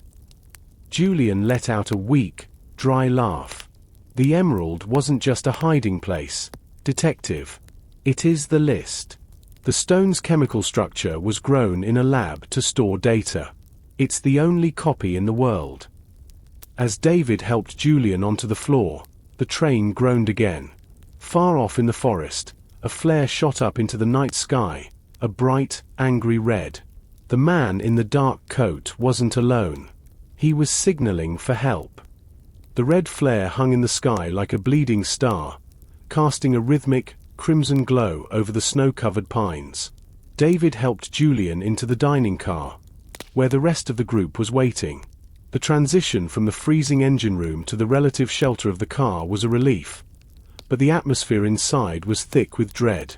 Simon was pacing nervously, while Clara sat beside a window, staring at the red light fading in the distance. Mr. Miller stood by the door, holding a heavy brass fire extinguisher as a makeshift weapon. You found him! Clara cried, rushing toward Julian. She grabbed a stray blanket and wrapped it around his shivering shoulders. Julian, thank God. Julian sank into a chair, his face pale and etched with pain. He looked at David, then at the group. It's not over. He rasped. That flare. It's a recovery signal. They have a team in the valley. They'll be here in minutes. Who are they? David asked, placing the emerald, now closed again, on the table between them. And what is Project Emerald Wing? Julian took a shaky breath. He looked at the emerald with a mixture of reverence and loathing. It isn't a list of criminals, David. It's a list of architects. People in the government, in the military, and in the tech industry who have been working together to control the flow of global information. They call themselves the Wings. The data inside that stone proves that they've been orchestrating every major political shift for the last decade. And the man in the dark coat? Clara asked softly. An eraser. Julian replied. A professional cleaner. They don't just steal the evidence, they remove the people associated with it. Suddenly, A new sound drifted through the broken windows of the dining car. It wasn't the wind. It was the high-pitched, mechanical whine of snowmobiles. Multiple engines were approaching from the south, cutting through the forest at high speed. David turned to Mr. Miller. "How much time does the driver need to fix that throttle?" He said 10 minutes, maybe more. Miller replied, his voice trembling. "The pipe is bent, and the control lever is snapped." David looked around the room. He realized they were sitting ducks. He began to issue orders with the authority of a captain. "Mr. Miller, go back to the engine. Tell the driver he has 5 minutes. Tell him to bypass the throttle if he has to. We just need to move. Simon, help the conductor. Use those legal papers to start a fire in the stove if the heat doesn't come back. We need to stay warm to stay sharp. Clara, keep Julian conscious. If he passes out, we lose the only person who knows how to unlock the deeper layers of the data. The plan. We defend the doors. We don't let anyone on this train until we're moving. What about you?" Simon asked, his eyes wide. "I'm going to the rear platform," David said, picking up the heavy iron wrench. "I need to see how many of them there are." As David walked toward the back of the train, he saw the first set of headlights emerging from the trees. 3 snowmobiles were racing parallel to the tracks, their riders dressed in white winter gear that made them nearly invisible against the snow. They weren't just coming for the emerald. They were coming to finish what the man in the dark coat had started. David felt the weight of the wrench in his hand. He was 60 years old, retired and tired. But as he looked out at the approaching hunters, the old detective felt a spark of the fire he thought had gone out years ago. The Emerald Express was his jurisdiction now. The headlights of the snowmobiles cut through the darkness like twin spears of white light. They didn't slow down as they approached the steep embankment where the train sat motionless. David stood on the open rear platform, the freezing wind whipping his hair across his eyes. He gripped the iron wrench so tightly his knuckles ached. The first snowmobile roared up the slope, its engine screaming. The rider, a shadow in white tactical gear, leaped from the moving vehicle just as it hit the gravel of the tracks. He landed on the platform's metal stairs. David didn't wait for him to stand. He swung the wrench in a wide, horizontal arc. The heavy iron connected with the attacker's shoulder. The man let out a grunt of pain and tumbled backward into the deep snow, his silhouette disappearing into the white abyss below the bridge. But there were 2 more. The second snowmobile circled to the side of the train, the rider standing up on the seat. He reached out and grabbed the railing of the luggage car. With the agility of a mountain cat, he pulled himself up and onto the roof. David heard the metallic boots running overhead, moving toward the dining car where the others were hiding. "They're on the roof," David shouted, but his voice was swallowed by the wind. He scrambled back inside the hallway, heading for the dining car. He found Simon and Mr. Miller trying to barricade the door with heavy suitcases. Julian was slumped in a chair, his eyes half closed, while Clara stood over him, holding a jagged piece of glass from a broken wine bottle. "David, they are hitting the roof," Simon yelled, pointing upward. A heavy thud echoed from the ceiling, followed by the sound of glass shattering. A flashbang grenade dropped through the skylight in the center of the dining car. "Close your eyes," David screamed. The room exploded in a blinding white light and a deafening roar. David felt the pressure wave hit his chest. His ears rang with a high-pitched whistle. Through the haze of smoke and light, he saw a figure descending from the roof on a rope, kicking through the remaining glass of the skylight. The attacker landed on the center table, shattering the plates and silver. He moved with lethal precision, drawing a suppressed handgun. He didn't aim for the emerald. He aimed straight for Julian. The sound of the shot was muffled, but the bullets sparked off the metal frame of Julian's chair. Clara screamed and threw her piece of glass. It missed, but it distracted the shooter for a split second. David lunged. He didn't use the wrench this time. He used his entire body weight, tackling the man off the table. They crashed into the floor, sliding across the slick, polished wood. David pinned the man's arm, but the attacker was younger and stronger. He slammed his helmeted head into David's nose. Blood sprayed across David's vision. He felt dizzy, his grip loosening. The attacker raised the gun again, pointing it at David's chest. Suddenly, a deep, rhythmic throb shook the floor. It was followed by a massive jerk that threw everyone off balance. The wheels groaned, shrieked, and then, finally, began to turn. "We're moving!" Mr. Miller let out a triumphant roar. The sudden acceleration sent the attacker sliding toward the back of the car. He tried to regain his footing, but the train hit a curve, and the open skylight acted like a vacuum. The rope he had used to descend snagged on a passing tree branch outside. With a violent yank, the man was pulled upward and out through the broken glass, disappearing into the night. David sat up, wiping blood from his face. He looked at the engine room. The Emerald Express was picking up speed, leaving the red flare and the snowmobiles behind. They were on the bridge now, the Black River rushing hundreds of feet below. "Is everyone okay?" David wheezed. Julian nodded weakly. Clara was shaking but unhurt. Simon was huddled under a table, clutching his legal bag. "We're not safe yet," Julian whispered, pointing at the emerald on the table. "They have a satellite lock on the stone. They'll follow us to the end of the line." David looked at the green gem. He knew what he had to do. He picked it up and looked at the great bridge passing outside the window. The Emerald Express roared across the great bridge, a streak of silver and light suspended over the frozen abyss. David looked at the green stone in his palm. It was beautiful, cold, and heavy with the weight of 1,000 ruined lives. Julian was right. As long as this stone remained on the train, they were targets. "The satellite," David said, his voice regaining its detective's edge. "It's tracking the unique chemical signature of the lab-grown emerald, isn't it?" Julian nodded weakly.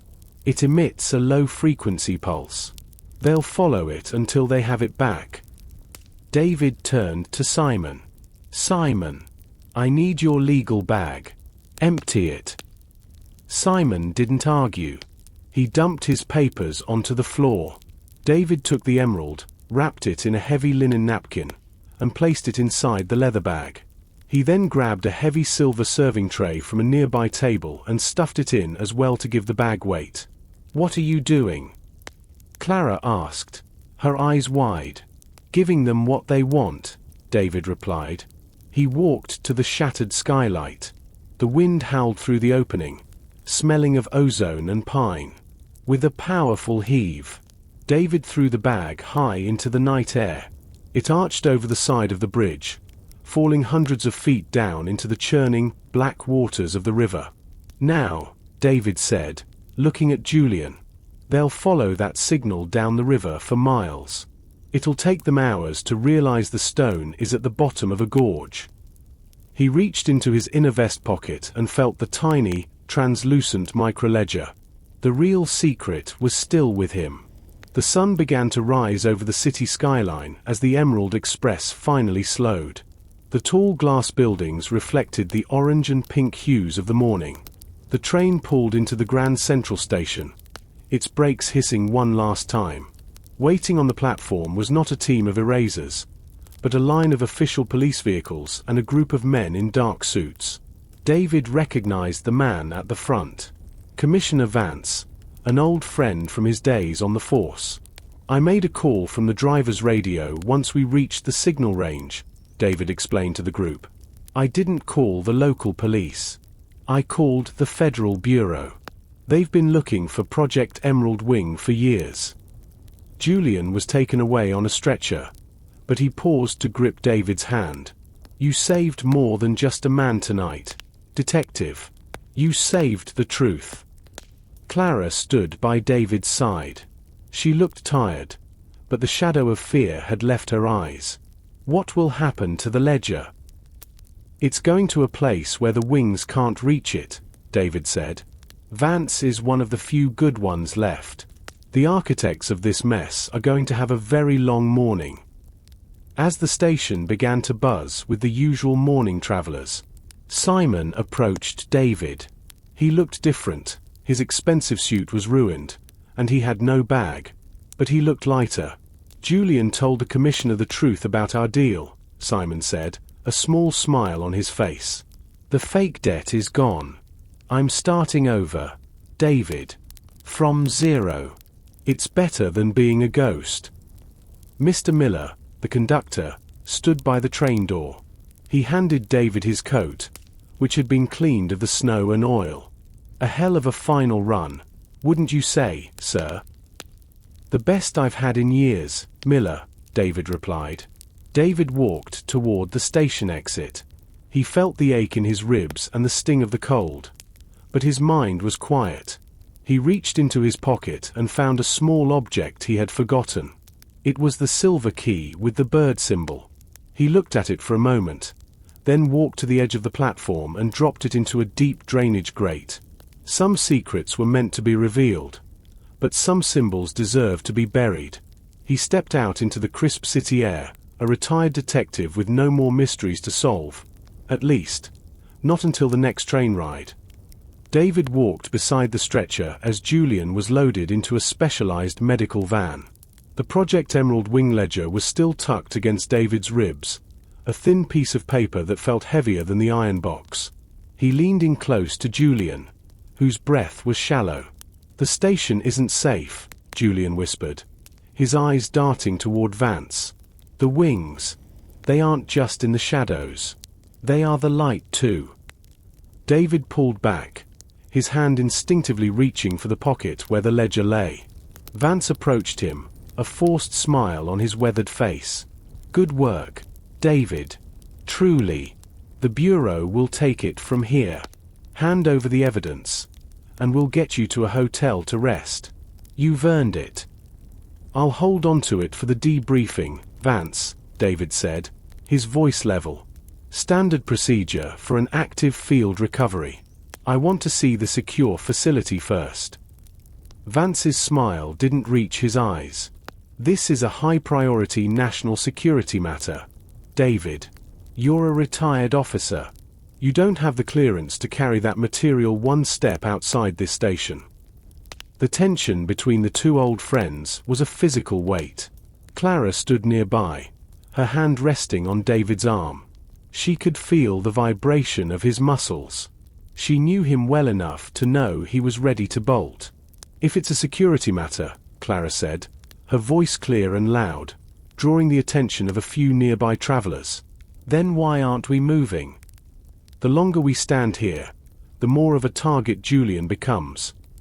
Vance sighed, looking around at the growing crowd. "Fine. Into the car. We'll go to the safe house in District 4. But I want that ledger the moment we pass through the gates." They were ushered into a black sedan. David, Clara, and Vance sat in the back, while two silent men in suits occupied the front. As the car pulled away from the station, David watched the reflection in the side mirror. A silver sedan pulled out of the parking lot 3 cars behind them. Then a second one. "You're being followed, Vance," David noted. "Those are my outriders," Vance replied without looking back. "They don't have bureau plates," David countered. The car sped up, weaving through the early morning traffic. The city, which usually felt like home to David, now felt like a labyrinth designed to trap him. The skyscrapers were like the pine trees of the forest, tall, dark, and full of eyes. He looked at Clara. She was pale but composed. She knew the game had changed. They weren't protecting a man anymore. They were protecting the truth of an entire nation. The black sedan turned sharply into a narrow alley in District 4, a part of the city where the buildings were old, brick-faced, and packed tightly together. The car stopped in front of a heavy iron gate that looked more like the entrance to a fortress than a residence. The gates opened, and the car slid into a darkened garage. "We're here." Vance said, his voice echoing in the enclosed space. "Get out. Quickly." David stepped out, his hand still covering the pocket with the ledger. The garage smelled of motor oil and cold concrete. Vance led them toward a steel door at the back. Inside, the safe house was a stark contrast to the exterior. It was filled with high-end monitors, flickering with data streams and satellite feeds. 3 technicians sat in ergonomic chairs, their fingers flying across keyboards. "This is the nerve center," Vance explained, gesturing to the screens. "We can monitor the wings from here. Or at least, we try to." David looked at the monitors.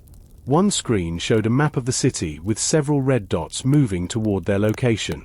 Another showed a blurry image of the Emerald Express sitting at the station. "Julian is being taken to the medical wing on the 3rd floor." Vance continued. "Clara, you can stay with him. David, the ledger. Now." David stood his ground. He looked at the technicians. They didn't look like bureau employees. They were too young, and their clothes were too casual. "Where are the agents? Vance. Where is the tactical team?" "They're on standby." Vance snapped. "David, don't do this. I've known you for 30 years. I'm trying to keep you alive. If you wanted to keep me alive, you wouldn't have brought me to a place with only one exit and a staff of mercenaries." David replied. He noticed a small logo on the corner of one of the computer screens, a stylized bird with open wings. The same symbol from the silver key. The same symbol from the iron box. "You're one of them," David whispered, the realization hitting him like a physical blow. "The commissioner of police is a wing." Vance's face hardened. He stopped pretending. "I'm a pragmatist. David. The world needs order. It needs architects." Julian was a dreamer who thought he could tear down the pillars of society without the roof falling in. "I'm the one holding the roof up." Vance reached into his holster, but David was faster. He grabbed a heavy glass paperweight from a nearby desk and hurled it at the main power console. The glass shattered against the electronics, causing a shower of sparks. The monitors went black, and the room was plunged into the dim glow of emergency red lights. "Clara! Run!" David yelled. He grabbed Clara's hand and pulled her toward the stairs. They couldn't go back to the garage. The guards were there. They had to go up. Behind them, he heard Vance shouting orders. The silence of the safe house was replaced by the frantic sound of boots on concrete. The chase wasn't over. It had merely moved into the heart of the city Julian had tried to save. The emergency lights bathed the hallway in a sickly, rhythmic crimson. David and Clara sprinted up the concrete stairs, their footsteps echoing in the narrow stairwell. David's heart hammered against his ribs, not just from the exertion, but from the crushing weight of Vance's betrayal. 30 years of friendship had been a lie, a carefully maintained cover for a man who served a shadow government. "Where are we going?" Clara gasped, her breath coming in ragged bursts. "Julian is on the 3rd floor. We can't get to him," David said, his voice tight. "If we go to the medical wing, we're walking into a cage. We have to get to the roof." They reached the 3rd floor landing. David peered through the small reinforced glass window of the door. He saw 2 men in tactical gear standing guard outside a room labeled Medical 1. They weren't bureau. Their uniforms were sterile, devoid of patches or names. Julian was behind that door, but attempting a rescue now would be suicide. "We have to leave him," David whispered, the words tasting like ash. "We can't." Clara protested, her eyes filling with tears. "They'll kill him." "They won't kill him yet," David argued, pulling her away from the door as footsteps pounded on the stairs below them. "He's the only one who knows the encryption keys for the ledger. As long as I have this." He tapped his chest. Julian is their only insurance policy. We get out, we find a way to leak the data, and then we come back for him. They scrambled up the final flight of stairs to the roof. David threw his shoulder against the heavy metal door. It burst open, and they were hit by the roar of the city and a gust of biting morning wind. The roof was a forest of ventilation pipes, satellite dishes, and humming air conditioning units. The safe house was located in a block of historic buildings.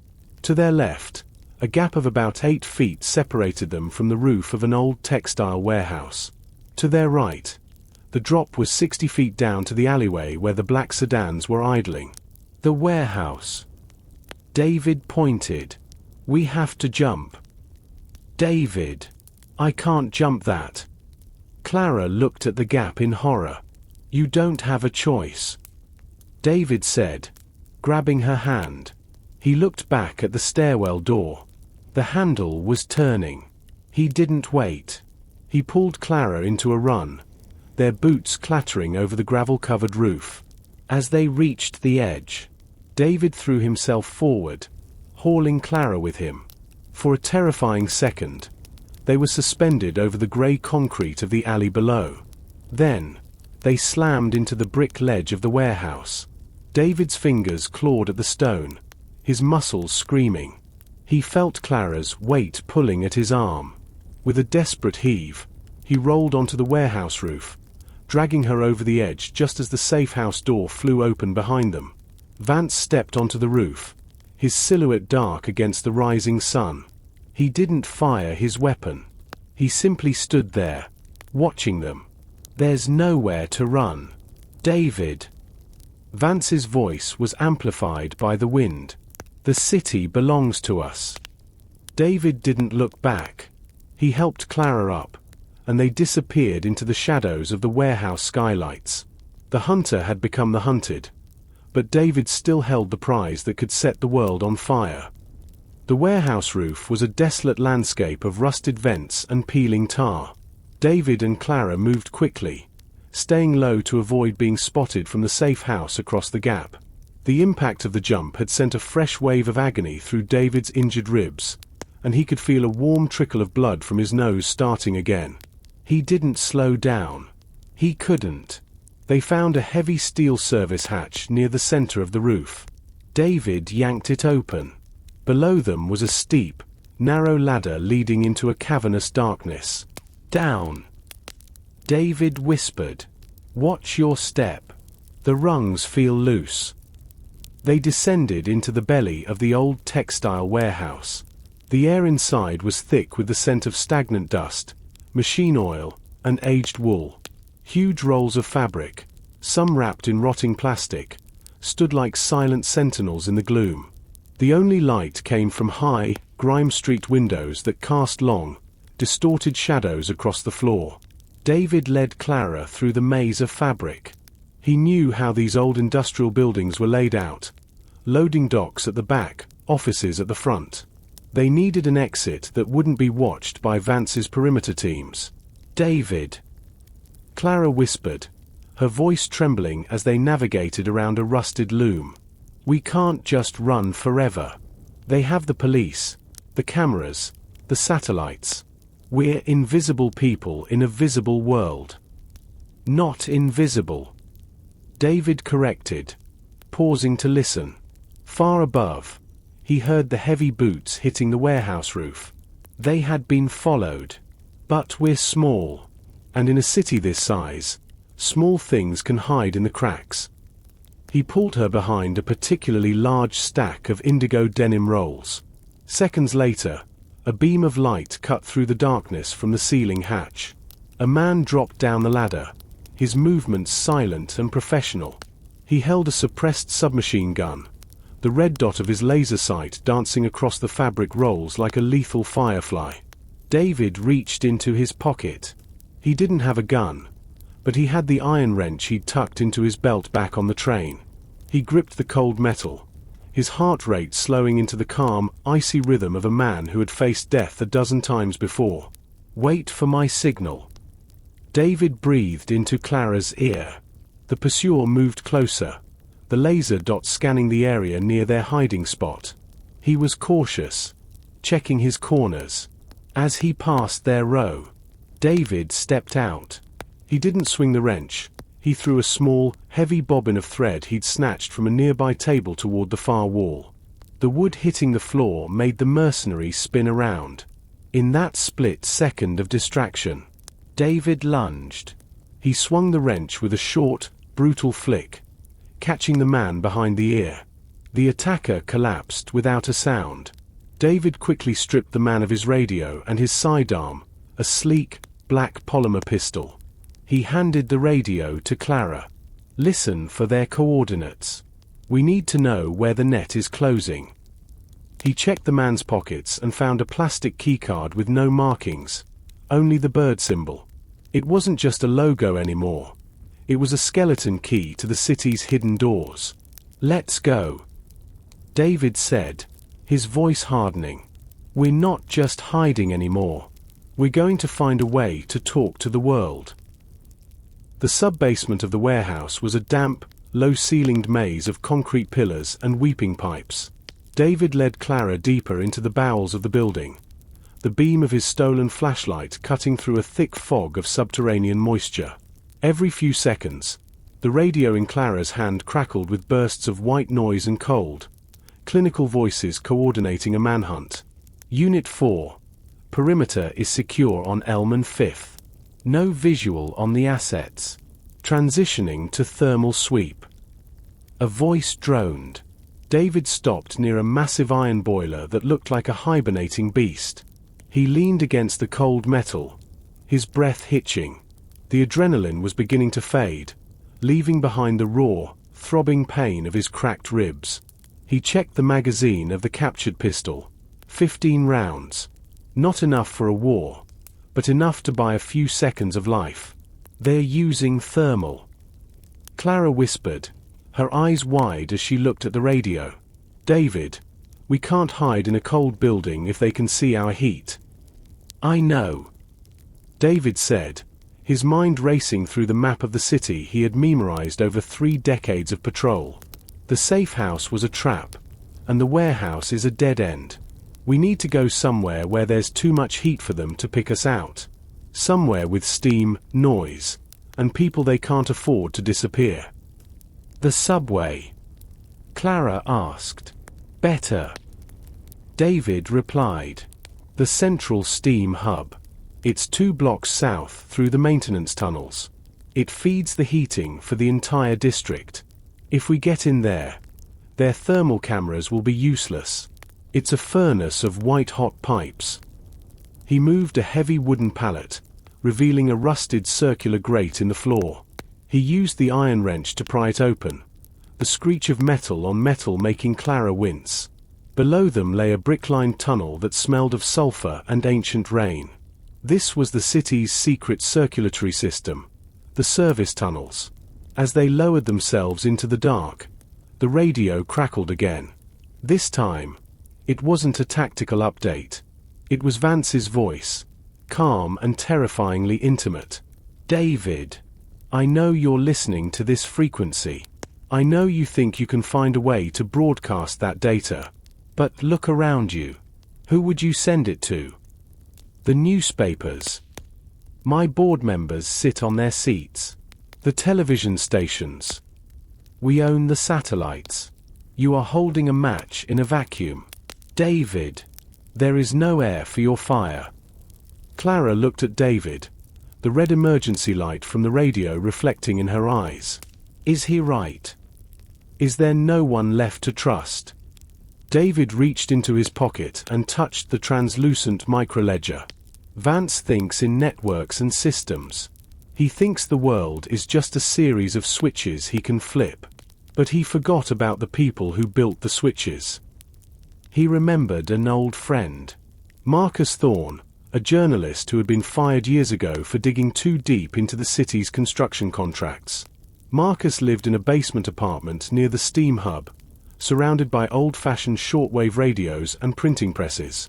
He was a man who lived in the cracks Vance didn't see. "We're going to see an old friend," David said, his voice dropping into a determined growl. Someone who still knows how to print the truth on paper. They began to walk through the tunnel, the distant hum of the city vibrating through the bricks above. David knew they were running out of time, but for the first time since the Emerald Express stopped on that bridge, he felt he had a destination. "We're close," David whispered. The vibration in the floor was becoming a rhythmic thrum, the heartbeat of the city's heating system. Suddenly, a high-pitched buzz echoed through the tunnel. It wasn't steam. It was mechanical, a drone.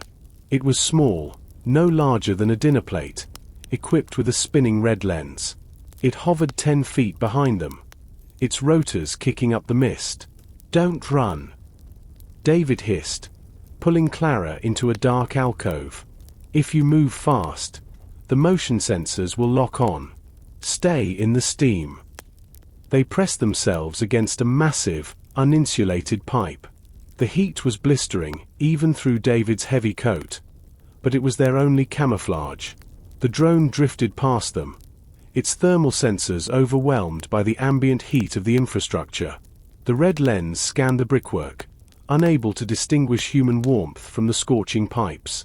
Once the drone passed, David pulled Clara toward a heavy iron door marked Sector 7. High pressure. He used the iron wrench to pry the latch. The metal groaned and gave way, spilling them into the central steam hub.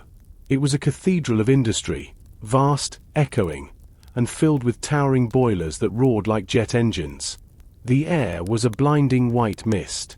"This way," David shouted over the mechanical roar. He led her to a small, unassuming wooden door hidden behind a stack of rusted coal shovels. It looked like a janitor's closet, but David knew better. He knocked a specific rhythm. 3 fast, 2 slow, 1 fast. The door opened a crack. A pair of thick, bottle-lens glasses peered out from the darkness. "David," a raspy voice asked. "I heard the Emerald Express was late. I didn't think it would be this late." "The world changed since the last stop, Marcus," David said, pushing his way inside. "I need your press. I need a signal that can't be deleted." Marcus Thorne stepped back, revealing a room that looked like a museum of the 20th century. Shortwave radios hummed with static, and an old Heidelberg printing press sat in the center, its metal blackened with ink. The walls were lined with filing cabinets and old newspaper clippings. "Vance has been looking for you," Marcus said, locking the door with 4 different bolts. "He's been broadcasting a shoot-on-sight order to the private security firms. They're calling you a domestic terrorist. David. They say you kidnapped Julian and Clara." David pulled the microledger from his vest and laid it on a desk covered in magnifying glasses. "Then let's give them something to really be afraid of. This is the architecture of Project Emerald Wing. It's all here. The names, the banks, the digital backdoors." Marcus leaned over the tiny, translucent paper, his eyes widening behind his thick lenses. "If this is real, it's not just a story. It's an eviction notice for the most powerful people in the country." "Can you print it?" Clara asked, her voice full of hope. "I can do better," Marcus said, turning to a row of shortwave transmitters. "I can broadcast the raw data to every amateur radio enthusiast from here to the coast. And while I do that, the press will be running the physical copies. They can kill a man, and they can delete a file, but they can't stop 10,000 sheets of paper moving through the streets." David looked at the door. He knew the drone wouldn't be the last thing Vance sent. "How long, Marcus?" "To set the type and warm up the tubes." 20 minutes. Marcus replied. "We don't have 20 minutes," David said, checking the magazine of his pistol. "But we'll make them." The sound of the Heidelberg press was a rhythmic, industrial heartbeat. It was a beautiful, ancient sound that filled the small room, but to David, it sounded like a ticking clock. Marcus was hunched over the metal plates, his ink-stained fingers moving with a frantic precision. Across the room, the vacuum tubes of the shortwave transmitter began to glow a warm, dangerous orange. The frequency is open. Marcus grunted, not looking up.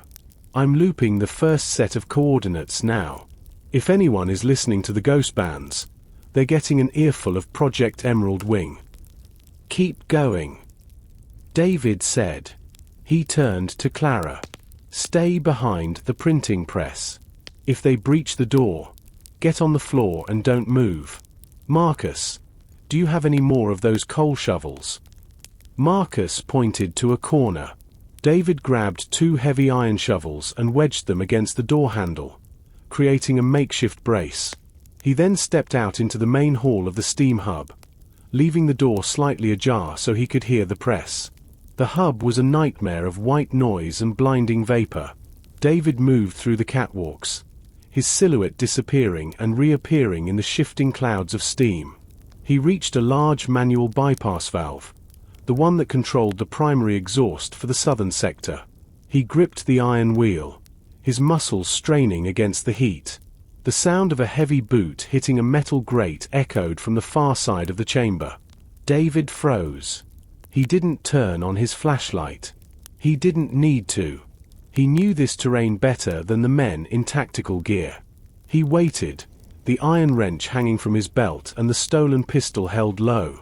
A red laser dot sliced through the mist, searching for a target. 2 figures emerged from the steam, moving in a tight formation. They were wearing high-end rebreathers and thermal goggles. They looked like deep-sea divers lost in a boiling ocean. David waited until they were directly beneath the primary exhaust pipe. He let out a sharp whistle. The mercenaries spun toward the sound, their weapons raised. In that second, David yanked the bypass valve. A massive, high-pressure jet of superheated steam roared out of the overhead pipe. It didn't burn them through their suits, but the sheer force and the sudden opacity of the cloud sent them staggering back. The thermal goggles, hit by a sudden wall of white heat, went completely blind. David dropped from the catwalk like a shadow. He didn't fire the gun. He used the butt of it, striking the first man across the helmet. As the second man tried to pivot, David swept his legs with a coal shovel. The man went down hard on the metal grating. David quickly zip-tied their hands using the tactical gear from their own belts. 2 down. David whispered to himself.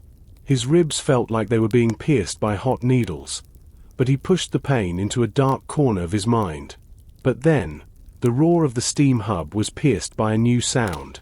It wasn't a machine. It was a voice. Vance's voice, coming over the hub's internal paging system. David, you always were a fan of the dramatic. Vance's voice echoed, distorted by the metal walls. But the press is too slow. The transmission is being jammed by a mobile unit outside. You're playing a game of inches when we own the miles. Give it up, and I'll let the girl walk. David looked at the door to Marcus's room. The rhythmic sound of the press was still steady, but the lights in the hub flickered. Vance wasn't just coming for them. He was preparing to shut down the entire grid. The lights in the central steam hub didn't just flicker. They died with a long, mournful groan of failing turbines. The constant movement of the Heidelberg press slowed to a rhythmic crawl as the backup batteries kicked in, their emergency power struggling to move the heavy iron components. In the sudden dimness, the orange glow of Marcus's vacuum tubes seemed to pulse like a dying heart. They've cut the main feed, Marcus shouted from the back room. The press is losing torque. If it stops now, the ink will dry on the plates and ruin the master copy. David stepped back into the printing room, his face slick with sweat and grime. What about the transmission? Useless. Marcus slammed a fist onto his desk. Vance's jamming unit is too close. It's overwhelming my signal with white noise. We're broadcasting to a brick wall. Unless we can get a cleaner line or take out that jammer, we're just talking to ourselves. David looked at the small, high window near the ceiling. It looked out toward the southern service road. He could see the faint, rhythmic pulse of a blue light, the signature of a high-frequency jamming van. The south vent, David said, pointing to a massive, vertical shaft that ran from the sub-basement to the roof. If we can tap the transmitter into the vent's lightning rod, we can use the entire steel structure of the exhaust stack as a giant antenna. It might be enough to punch through the jamming. That's a 100-foot climb in the dark, David, Marcus warned. And that shaft is currently venting high-pressure runoff. You'll be boiled alive if a valve slips. I've had worse weekends, David said, grabbing a coil of copper wire from Marcus's workbench. He turned to Clara. If the press stops, you have to hand crank the rollers. It'll be slow, but we need those physical copies. They're the only thing the wings can't erase with a magnet. David didn't wait for an answer. He slipped back into the main hub, moving toward the base of the southern vent. The air here was vibrating with the force of the steam trapped behind the emergency shut-off valves. He began to climb the rusted iron ladder that clung to the side of the massive pipe. Halfway up, the radio on his belt chirped. It was Vance again. You're predictable, David. You're heading for the stack. Do you really think I didn't plan for the antenna trick? Look down. David looked over his shoulder. At the base of the ladder, 3 red laser dots appeared on the metal rungs. A new team of erasers had entered through the service tunnels. They weren't using steam rebreathers this time. They were wearing thermal imaging helmets and carrying high-powered rifles. David didn't go up. Instead, he unhooked a heavy steam pressure gauge from the pipe next to him. He checked the needle. It was deep in the red. He looked at the mercenaries below, then at the main release valve just 5 feet above him. Vance. David shouted into his radio. You said you wanted order. Let's see how you handle a little chaos. With a roar of effort, David swung his iron wrench against the release valve's locking pin. The metal snapped. A wall of superheated vapor exploded from the pipe with the sound of a thunderclap. The pressure was so immense that it didn't just create a cloud, it created a physical shockwave. The ladder shuddered, nearly shaking David loose. Below, the mercenaries were swept off their feet by the invisible fist of the pressure release. The room disappeared into a total whiteout of screaming steam. In the confusion, David didn't climb higher. He jumped. He swung out on the copper wire, using the momentum to kick off a cooling tank and land on a catwalk 30 feet away. He had bypassed the hunters, but the steam was rising toward the printing room. He had to finish the connection before they all suffocated in the heat. The catwalk beneath David's boots hummed with the terrifying energy of the steam-saturated air. The whiteout was absolute. He was moving through a world made of heat and sound. He gripped the coil of copper wire, the metal already burning through his leather gloves. His ribs flared with every movement, a sharp reminder of the cost of this mission, but the adrenaline acting as a temporary bridge across the pain. He reached the base of the southern exhaust stack, a massive steel pillar that disappeared into the shadows of the high ceiling. He needed to reach the grounding junction, a point where the stack's conductivity could be hijacked. Marcus. David shouted into his radio, the static crackling. I'm at the stack. Give me a count. 10 seconds until the buffer is full. Marcus's voice was strained, muffled by the sound of the laboring printing press. If you don't connect it now, the jammer will fry the transmitter's circuitry. David, move. David scrambled up a maintenance ladder, the rungs slick with condensation. He reached the junction box and ripped it open with his bare hands, ignoring the jagged metal that sliced his palm. He stripped the insulation from the copper wire with his teeth and jammed the raw strands into the primary terminal. For a heartbeat, nothing happened. Then, the wire turned a dull, glowing red. The entire steel stack seemed to groan as it became an instrument of transmission. In the printing room, Marcus saw the needles on his old radio gauges slam into the red zone. It's working. We're punching through. The signal is spiking across the city's AM bands. The data was no longer just a string of digital code. Through the copper-reinforced stack, it was being broadcast as a powerful, low-frequency hum that disrupted everything in its path. In living rooms, kitchens, and cars across the district, radios began to hiss with the raw data of Project Emerald Wing. It was a ghost in the machine, a signal that couldn't be ignored. But the success came with a target. They've located the source. Clara's voice cut through the radio. David, the blue lights from the jamming van are moving. They're not jamming anymore. They're deploying. David looked down from the catwalk. Through the thinning mist of the steam release, he saw the heavy iron door of the hub's main entrance buckle. A specialized tactical ram had shattered the locks. This wasn't a team of erasers anymore. This was Vance's personal guard, a unit of men trained for urban siege. They're coming for the press. David yelled. He didn't take the ladder down. He grabbed a cooling pipe and slid, the friction heating the leather of his palms until he smelled smoke. He landed on the concrete floor just as the first tactical team breached the inner perimeter. He looked toward the printing room.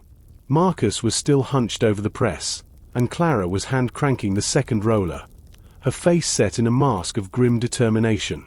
They were the last line of defense for a truth that was currently flying through the airwaves.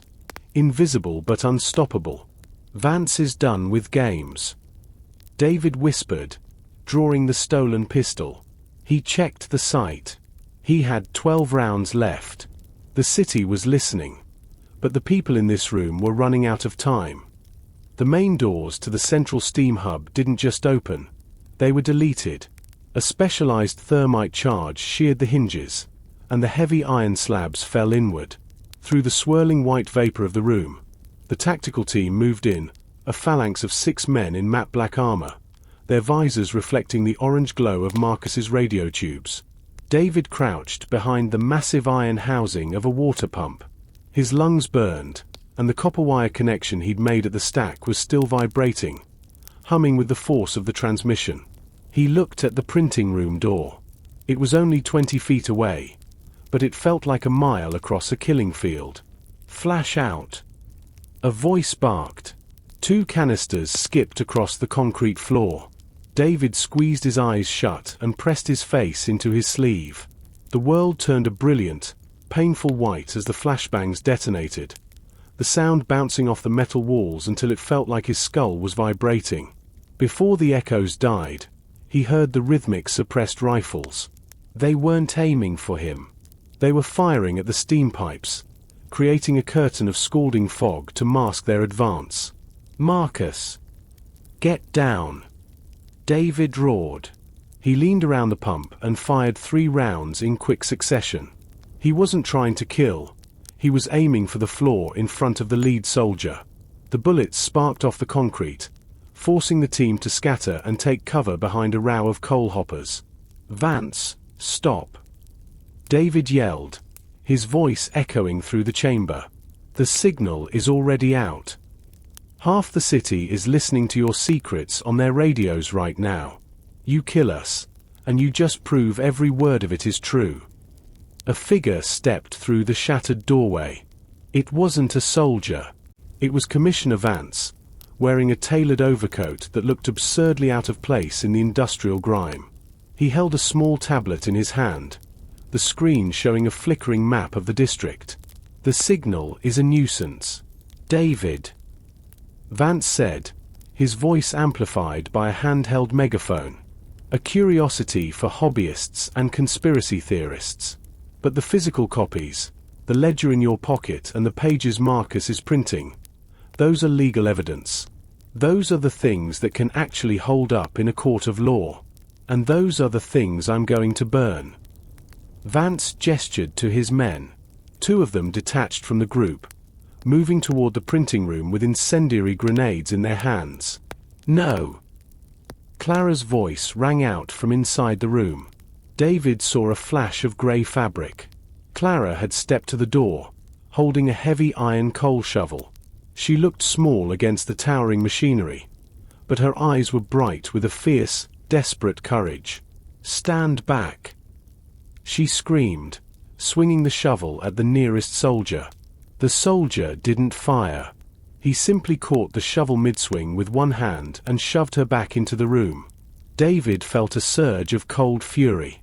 He stood up, exposing himself, and fired twice more, hitting the soldier's shoulder plating. The man stumbled, but the armor held.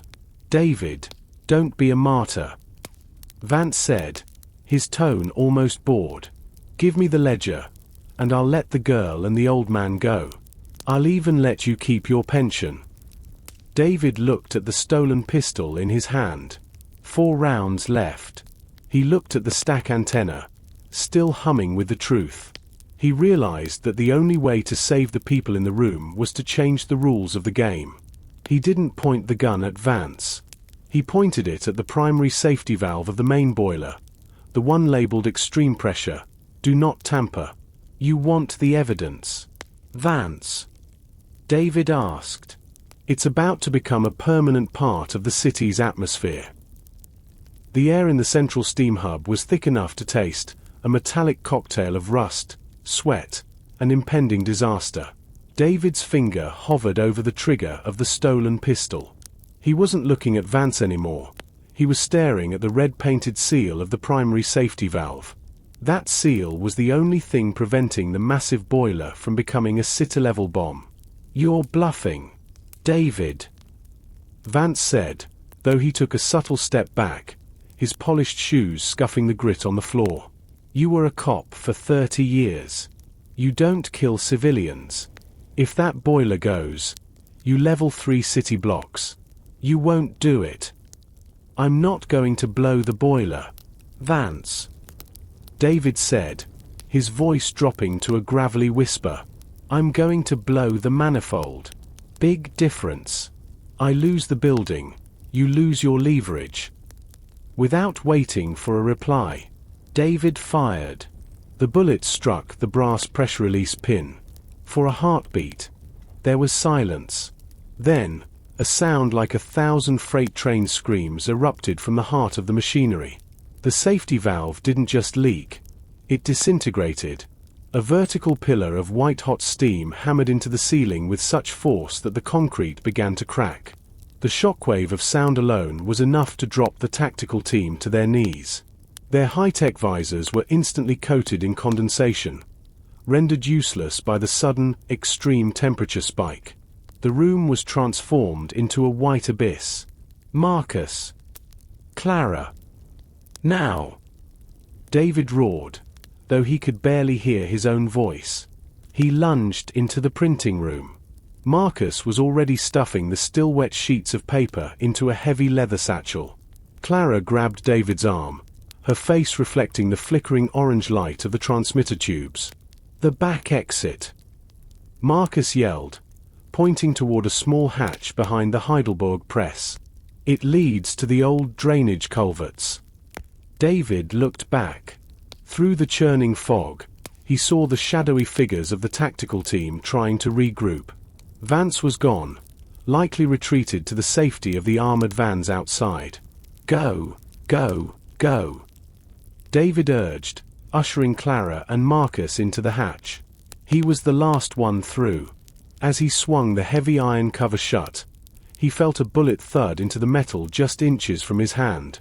He bolted the hatch from the inside, plunging them into a different kind of darkness. The culvert was a narrow, brick-lined pipe that smelled of old rain and moss. The roar of the steam hub above them was muffled now, replaced by the frantic sound of their own breathing. They scrambled through the muck, the leather satchel of papers bumping against Marcus's side. "We have to get to the surface," David said, his flashlight beam dancing off the wet walls. "Vance will have the exits blocked. We need to go somewhere he doesn't expect." "Where?" Clara asked, wiping soot from her forehead. David thought of the city above them. It was a grid of lights and cameras controlled by the wings. But underneath the grid was a layer of history, abandoned stations, forgotten basements, and the people who lived in them. The Old Mint. David said. It's been a museum for 50 years, but the basement connects to the subway's third rail maintenance line. If we can get there, we can use their old telegraph lines. They are hardwired. Vance can't jam a physical wire. They kept moving, 3 shadows in the veins of a dying city, carrying the only evidence that could bring the giants down. The brick-lined culvert felt like the throat of a giant, swallowing them whole into a world of damp echoes and stagnant air. The only light came from David's flashlight, a narrow, jittery beam that picked out the slick moss on the walls and the occasional scurry of a rat. Every few yards, a rusted iron ladder led up to a manhole, but David knew better than to head for the surface yet. Up there, the city was a net of blue lights and facial recognition cameras. How much further? Marcus wheezed, clutching the leather satchel to his chest. His thick glasses were perpetually fogged in the humid air, and his boots made heavy, wet splashing sounds in the shallow sludge. Another half-mile. David replied, his voice echoing hollowly. He paused, leaning one hand against the cold brick. His ribs felt like they were being ground into a fine powder. The Old Mint sits on the intersection of the primary drainage lines. The foundation is 4-foot-thick granite. It's the only place in the district that can't be easily breached by a tactical team. Clara took David's other arm, her strength surprising him. You're losing too much breath. David, give me the gun. David looked at her. Her face was smeared with soot and grime, but her eyes were steady. He handed her the stolen pistol. 4 rounds left. Don't use it unless they're close enough to see the color of their eyes. Suddenly, the air in the tunnel changed. A low, rhythmic thrumming sound began to vibrate through the water at their feet. It wasn't the steam hub. It was the sound of a high-output fan. Vance is venting the tunnels. David whispered. They're trying to clear the steam and the fog so they can send in the drones. If they get a drone down here, we're finished. The culverts were straight. Drones with infrared would pick them up in seconds. The goal was to reach the siphon junction, a part of the tunnel that dipped below the waterline to create a natural seal. Move. Now. David urged. They began a frantic, splashing run. The thrumming behind them grew louder, the sound of mechanical rotors beginning to whine through the brick tube. A red light flickered on the walls behind them. The first drone had entered the line. They reached the siphon junction, where the ceiling of the tunnel dipped sharply until it was only inches above the water. Under the water. David commanded, "Take a deep breath. We have to swim through the seal. It's only 10 feet. Marcus looked terrified, but Clara didn't hesitate. She grabbed Marcus's hand and pulled him into the dark, frigid water. David followed, the cold shocking his system and numbing the fire in his ribs. For a few terrifying seconds, there was no air, only the weight of the city pressing down on them. Then, they broke the surface on the other side. They were in a massive, square chamber made of hand-cut granite blocks. The air here was dry and smelled of old paper and ozone. "We're in," David gasped, pulling himself onto a stone ledge. "This is the foundation of the Old Mint. The drones won't follow us through the water." Above them, a heavy iron hatch waited. It led into the museum's forgotten sub-basement, where the telegraph wires still slept in their lead pipes, waiting for a signal to carry. David shoved the heavy iron hatch upward. It resisted at first, sealed by decades of dust and neglect, but with a final, agonizing heave, it swung open. The air that greeted them was dry and smelled of cold stone and copper. They climbed out into a narrow corridor made of massive granite blocks. This was the bedrock of the city's financial history, the vault level of the Old Mint. "This way," David whispered, his flashlight beam cutting through the darkness. He remembered the blueprints from a security audit he'd performed years ago. The communications room is adjacent to the old bullion lift. They kept it separate from the main building's power grid in case of a siege. They moved quickly, their footsteps silent on the stone floor. The museum above was quiet, but David knew that quiet didn't mean safe. Vance would have realized where they were headed the moment they disappeared into the Siphon Junction. He would be moving his teams to surround the building. They reached a heavy oak door with a frosted glass pane. The gold lettering on the glass had mostly peeled away, but the word telegraph was still visible. David pushed it open. The room was a time capsule. Rows of brass keys sat on mahogany desks, connected to a spiderweb of silk-wrapped wires that disappeared into lead pipes in the walls. Glass insulators glinted like jewels in the light of David's torch. There were no computers, no monitors, and no digital signals to jam. "Can you do it, Marcus?" David asked, leaning against a desk to keep from collapsing. Marcus laid the leather satchel on a table and pulled out the microledger. He looked at the ancient equipment with a mixture of awe and desperation. "The lines are passive. They run through the city's old subway tunnels and into the national rail network. If I can tap the ledger's data into a rhythmic pulse, a high-speed Morse code, it will travel through the physical copper. No satellite can see it. No jammer can stop a direct current." Marcus began to work, his ink-stained fingers moving with surprising agility as he rewired a battery array to a primary transmitter. Clara stood by the door, the stolen pistol gripped in both hands. She was watching the shadows in the corridor. "David," she said softly, "I hear something. Not from the tunnels. From above." David listened. Through the thick granite ceiling, he heard the faint, rhythmic movement of high-heeled shoes on marble. Then, the sound of a heavy door being opened. "The museum guards?" Clara asked. "No," David said, his eyes hardening. "Vance wouldn't send guards. He'd send a face we know. Someone who can talk us out before they burn us out." Suddenly, the museum's internal speaker system crackled to life.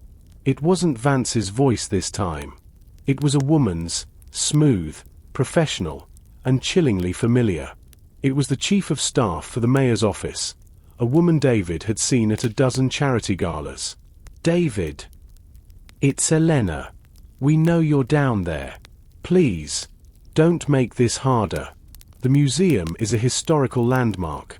We don't want to damage the collection. Just leave the satchel on the floor and walk up the stairs. We can still fix this." David looked at Marcus. The old man had just finished the connection. The brass key began to click, a fast, frantic sound that echoed in the small room. The truth was finally leaving the building. "Don't stop, Marcus," David said. "I'll go talk to the lady." David climbed the spiral service stairs, leaving the rhythmic clicking of Marcus's telegraph behind. Every step upward felt like a transition from one world to another, leaving the damp, honest grit of the tunnels for the polished, deceptive marble of the city's elite. He pushed open the heavy mahogany door at the top of the stairs and stepped into the grand rotunda of the Old Mint. The room was vast, dominated by a soaring dome that captured the pale morning light. Shadows of historical statues stretched across the floor like accusing fingers. In the center of the hall, standing beneath a massive portrait of the city's first treasurer, was Elena. She wore a charcoal wool coat and a strand of pearls, looking more like a concerned citizen than a high-level architect of a shadow government. Two men in charcoal suits stood 10 paces behind her. They didn't have the tactical gear of the erasers, but the way they stood, hands clasped in front, eyes scanning the room, marked them as professionals. "You look terrible, David," Elena said, her voice echoing softly against the marble. There was no malice in her tone, only a chilling, motherly disappointment. That suit was expensive once. Now it's just a rag. David stepped into the light, his hand resting near the holster of his stolen pistol. The suit can be cleaned. Elena. The city's record. That's going to take a lot more than a dry cleaner to fix. Elena sighed, pacing a small circle. You always were a romantic. You think that by throwing a few files into the wind, you'll change the world. But people don't want the truth. David. They want their trash picked up, their streets safe, and their bank account stable. Project Emerald Wing provides that stability. By stealing the future. David countered. By deciding who wins and who loses before the game even starts. That's not stability. That's a prison. It's a design. She corrected. And right now, you are a flaw in that design. Give me the ledger. Let's end this before Vance loses his patience and sends the tactical teams through the front doors. If I walk out of here with the evidence, I can guarantee Clara's safety. I can even get Marcus his pension back. David let out a short, dry laugh. You're still selling. Elena. But nobody's buying. The telegraph is already live. The data is moving through the copper lines at the speed of light. Every independent rail station and old-school press from here to the border is receiving the blueprint of your design. Elena's composure fractured for a fraction of a second.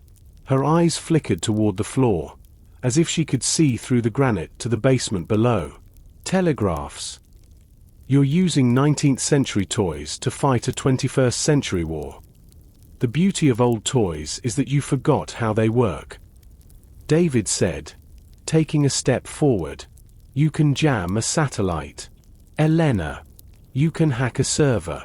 But you can't stop a physical pulse of electricity on a dedicated wire without cutting every rail line in the country. The men behind her moved, their hands reaching into their coats.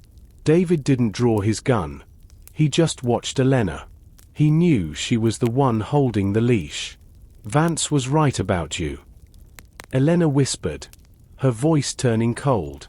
You're a relic. And relics belong in museums. She raised a small hand, and the heavy front doors of the Mint began to groan as the external locks were disengaged. The negotiation was over. The siege was beginning. The sound of the front doors opening was not a single click, but a sequence of heavy, industrial thuds that resonated through the rotunda. Elena stepped back, her heels clicking rhythmically against the marble as she moved toward the shadows of the north gallery. Her two guards didn't follow her. They fanned out, drawing suppressed handguns with the clinical efficiency of men who had done this 1,000 times. The doors are open, David. Elena's voice floated back, strangely disembodied in the vast space. The design is self-correcting. David didn't wait to be a target. He dived behind a massive display case containing 18th century gold scales. A split second later, the glass shattered, raining crystalline shards over his head. The suppressed shots were nearly silent, just a series of sharp hisses followed by the heavy thwack of lead hitting wood and plaster. He pulled the stolen pistol from his belt. 4 rounds. He couldn't afford a firefight. He needed to buy Marcus and Clara minutes, not seconds. Clara. Marcus. Stay down. David yelled, hoping his voice would carry through the floorboards. He peered around the base of the display case. One of the guards was moving toward the spiral stairs, intending to flank the basement. The other was suppressive firing at David's position, pinning him down. David looked up at the dome. High above, a heavy iron chandelier hung from a thick velvet rope. It was a relic of the building's original lighting system, now purely decorative. David aimed not at the guard, but at the ancient pulley housing on the wall. 1 round. The bullet sparked off the rusted iron. The pulley groaned but held. 2 rounds. The housing sheared off the wall. The massive chandelier didn't fall straight down. It swung in a terrifying, low arc across the rotunda. The guards, startled by the sudden mechanical roar, dove for cover. The swinging mass of iron and glass smashed into the marble pillars, creating a deafening cacophony that masked David's movement. He scrambled toward the south gallery, his boots sliding on the glass-strewn floor. He reached the heavy velvet curtains that screened the entrance to the numismatic collection. From here, he could see the front entrance. Vance's tactical team wasn't rushing in. They were moving in a slow, deliberate V formation, shielded by mobile ballistic barriers. They weren't just coming for the people. They were bringing specialized equipment. Heavy, black canisters that David recognized with a jolt of fear. Industrial solvent. They weren't going to shoot Marcus. They were going to flood the basement and dissolve the paper copies before they could ever leave the building. "Vance!" David shouted, his voice cracking. "You're going to destroy a landmark just to hide a few names. The building can be rebuilt, David." Vance's voice came from the darkness outside the doors. "The secret cannot. You should have stayed on the train." David looked at his gun. 2 rounds left. He looked at the heavy bronze doors of the basement hatch located near the rotunda's center. If he could seal them from the outside, the solvent wouldn't reach the telegraph room, but it would trap him in the rotunda with a dozen men who had orders to erase him. He took a deep breath, ignored the stabbing pain in his side, and prepared for a final, desperate sprint. The air in the rotunda was thick with the smell of ozone and old dust. David knew that once the industrial solvent was deployed, the printing press and the physical evidence would be lost forever. He looked at the heavy bronze hatch in the center of the marble floor, the secondary access point to the telegraph room. If he could lock it from the top, he could create a vacuum seal that the liquid couldn't penetrate. "Cover me!" David yelled, a hollow command since he was alone in the hall. He burst from behind the south gallery curtains. The 2 guards in charcoal suits immediately opened fire. Bullets chewed into the marble floor around his feet, sending stinging stone chips into his shins. David didn't return fire. He needed his last 2 rounds for the mechanism itself. He slid across the floor, his momentum carrying him to the bronze hatch. It was a massive, circular plate with a wheel lock, much like a bank vault. He grabbed the wheel, but it was seized with decades of oxidation. "Turn, you bastard!" he hissed, his muscles straining. A bullet grazed his shoulder, tearing through his coat and leaving a searing line of heat. He didn't flinch. He threw his entire weight into the wheel. With a scream of complaining metal, the bolt finally slid home. The basement was sealed. Marcus and Clara were safe from the flood, but they were also trapped. David stood up, his back to the hatch. The tactical team was now 10 feet inside the building. The men in black armor lowered the canisters. One of them pulled a lever, and a thick, yellowish liquid began to spray from the nozzles, pooling on the marble and beginning to hiss as it ate through the floor's wax finish. "It's over, David," one of the charcoal-suited guards said, stepping into the light. He aimed his weapon directly at David's head. "You've got nowhere left to slide." David looked at his pistol. He raised it, but not toward the guard. He aimed at the massive, 19th-century gaslighting pipe that ran along the base of the North Gallery. The museum had electrified the building, but the old gas lines were still pressurized for the decorative eternal flames in the lobby. 1 round. The penultimate round punctured the lead pipe. The hiss of escaping gas filled the air. "What are you doing?" the guard yelled, his eyes widening behind his glasses. "Giving the people a show." David replied. He fired the final round into the marble floor right beneath the leak. The spark from the bullet hitting the stone met the escaping gas. A wall of blue and orange flame erupted, separating David from the tactical team.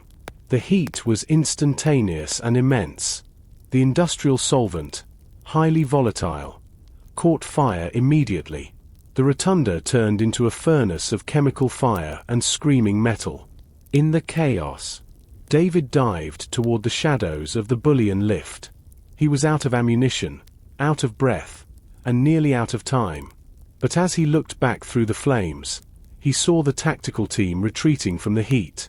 The design was currently on fire. The heat in the rotunda was no longer just a physical sensation.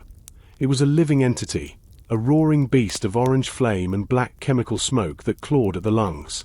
David's vision blurred as the oxygen was sucked from the air, replaced by the acrid stench of burning marble wax and industrial solvent. He scrambled into the iron cage of the bullion lift, an open-air freight elevator that hadn't seen a gold bar in 50 years. He yanked the manual lever, but the lift remained motionless. The power grid of the old mint had finally surrendered to the fire. David looked up at the thick, grease-covered cables. He didn't need electricity. He needed gravity. He grabbed a heavy fire axe from the lift's emergency rack, a brutal, long-handled tool of forged steel. With a grunt that tore at his shattered ribs, he began to hack at the manual emergency brake. Each blow sent a jar of agony through his torso, but the metal began to scream and deform. Below him, through the floorboards of the lift, he could hear the tactical team shouting through the smoke. They were trying to navigate the burning lake of solvent, their heavy boots splashing through the fire. On the fourth strike, the brake assembly sheared off. The lift lurched violently, then plummeted. It wasn't a descent. It was a free fall. David gripped the iron mesh of the cage, his stomach leaping into his throat as the world became a blur of dark granite walls.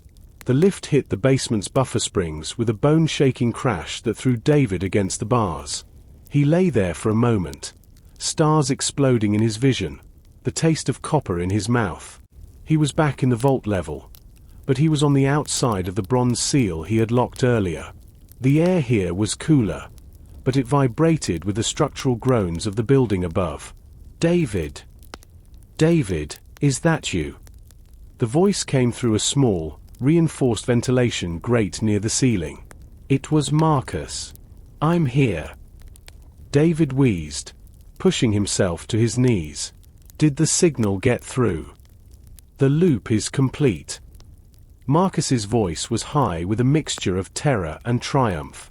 The telegraph lines carried the full ledger. "I heard the confirmation pulses from the central rail hub. It's out, David. The wings can't pull it back now. It's in the hands of every station master in the country." "Good," David said, coughing into his sleeve. "But the rotunda is collapsing. The solvent is eating through the floor supports. If we don't get out of the basement in the next 5 minutes, this building becomes our tomb." "We're trapped, David." Clara's voice joined Marcus's, sounding frantic. "The bronze hatch is jammed from the heat expansion. We can't get out the way we came." David looked at the end of the corridor. There was a massive, reinforced steel door, the primary entrance to the Great Vault. Behind that vault lay a maintenance tunnel that connected directly to the city's subway's third rail, but the vault was designed to survive a nuclear blast. The hydraulic press. David muttered to himself. In the center of the vault corridor stood an ancient, steam-powered coin press, a 10-ton monster of iron used for commemorative medals. If he could jumpstart the hydraulic ram and redirect its force, he could use it as a battering ram to punch through the vault's internal locking pins. "Marcus, listen to me," David shouted toward the grate. "There's a bypass valve on the wall behind the telegraph desk. It's marked with a red handle. You and Clara have to turn it together. It'll bleed the pressure from the boiler into the press line." "But David, the boiler is at critical." Marcus yelled back. "If we open that valve, the pipes might burst. If we don't, we're dead anyway." David replied. "On my mark.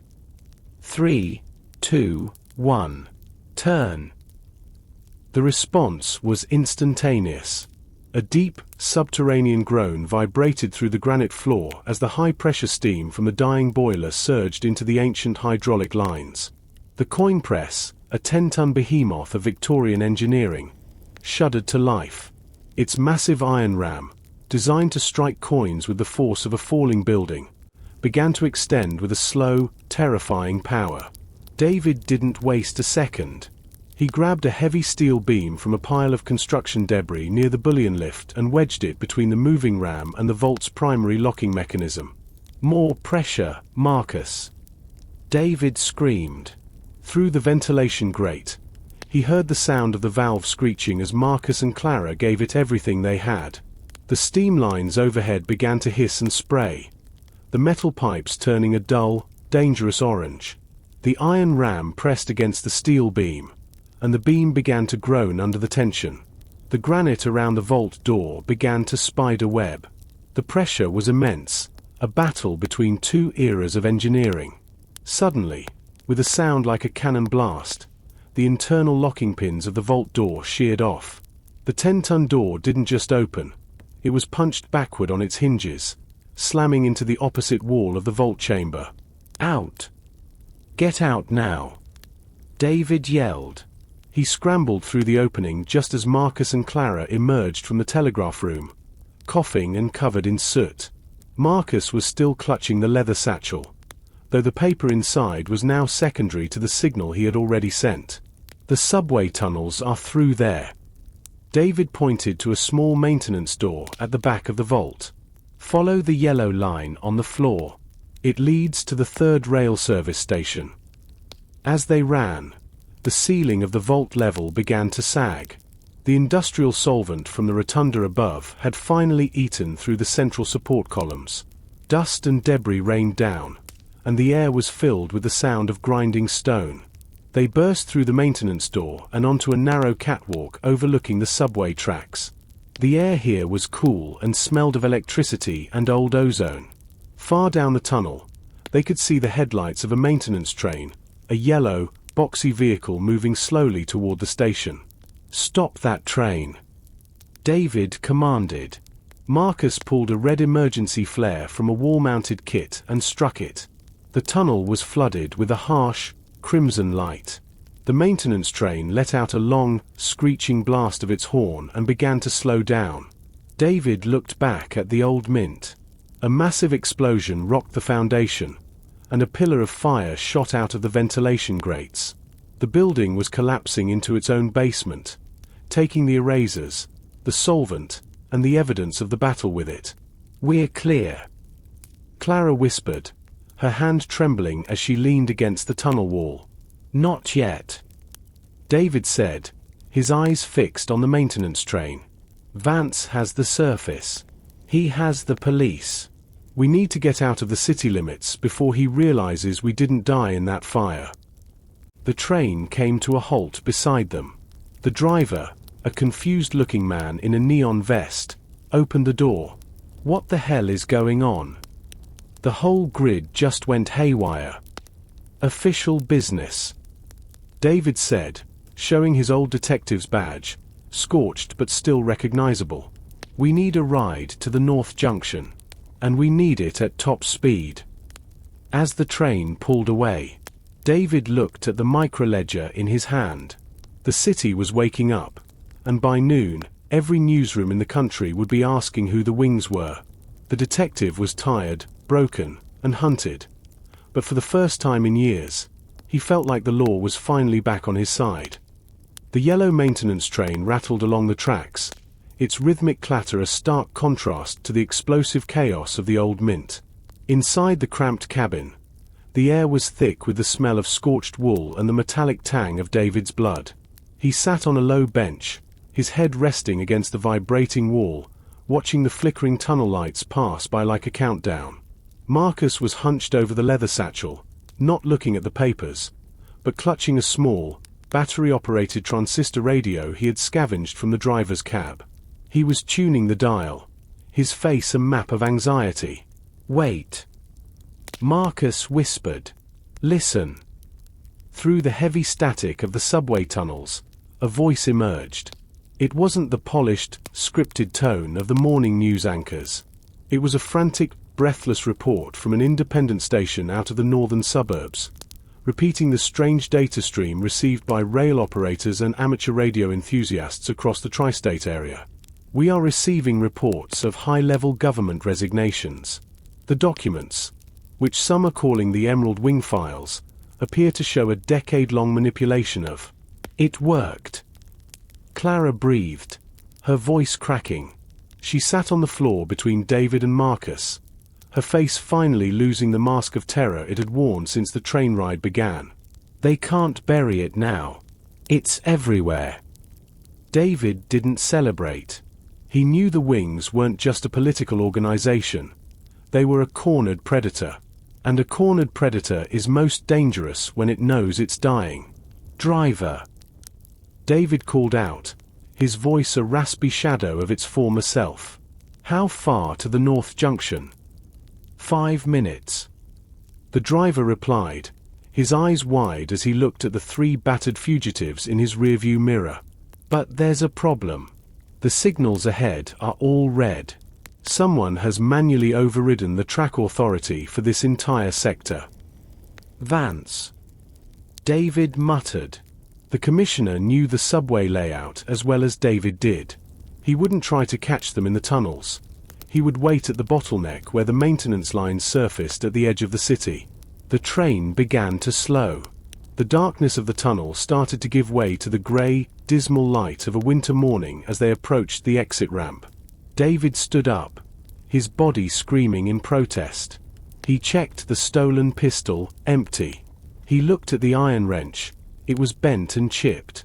Marcus. Clara. David said, his tone commanding. When the train stops, you jump off on the left side. There's an old coal chute that leads to the riverbank.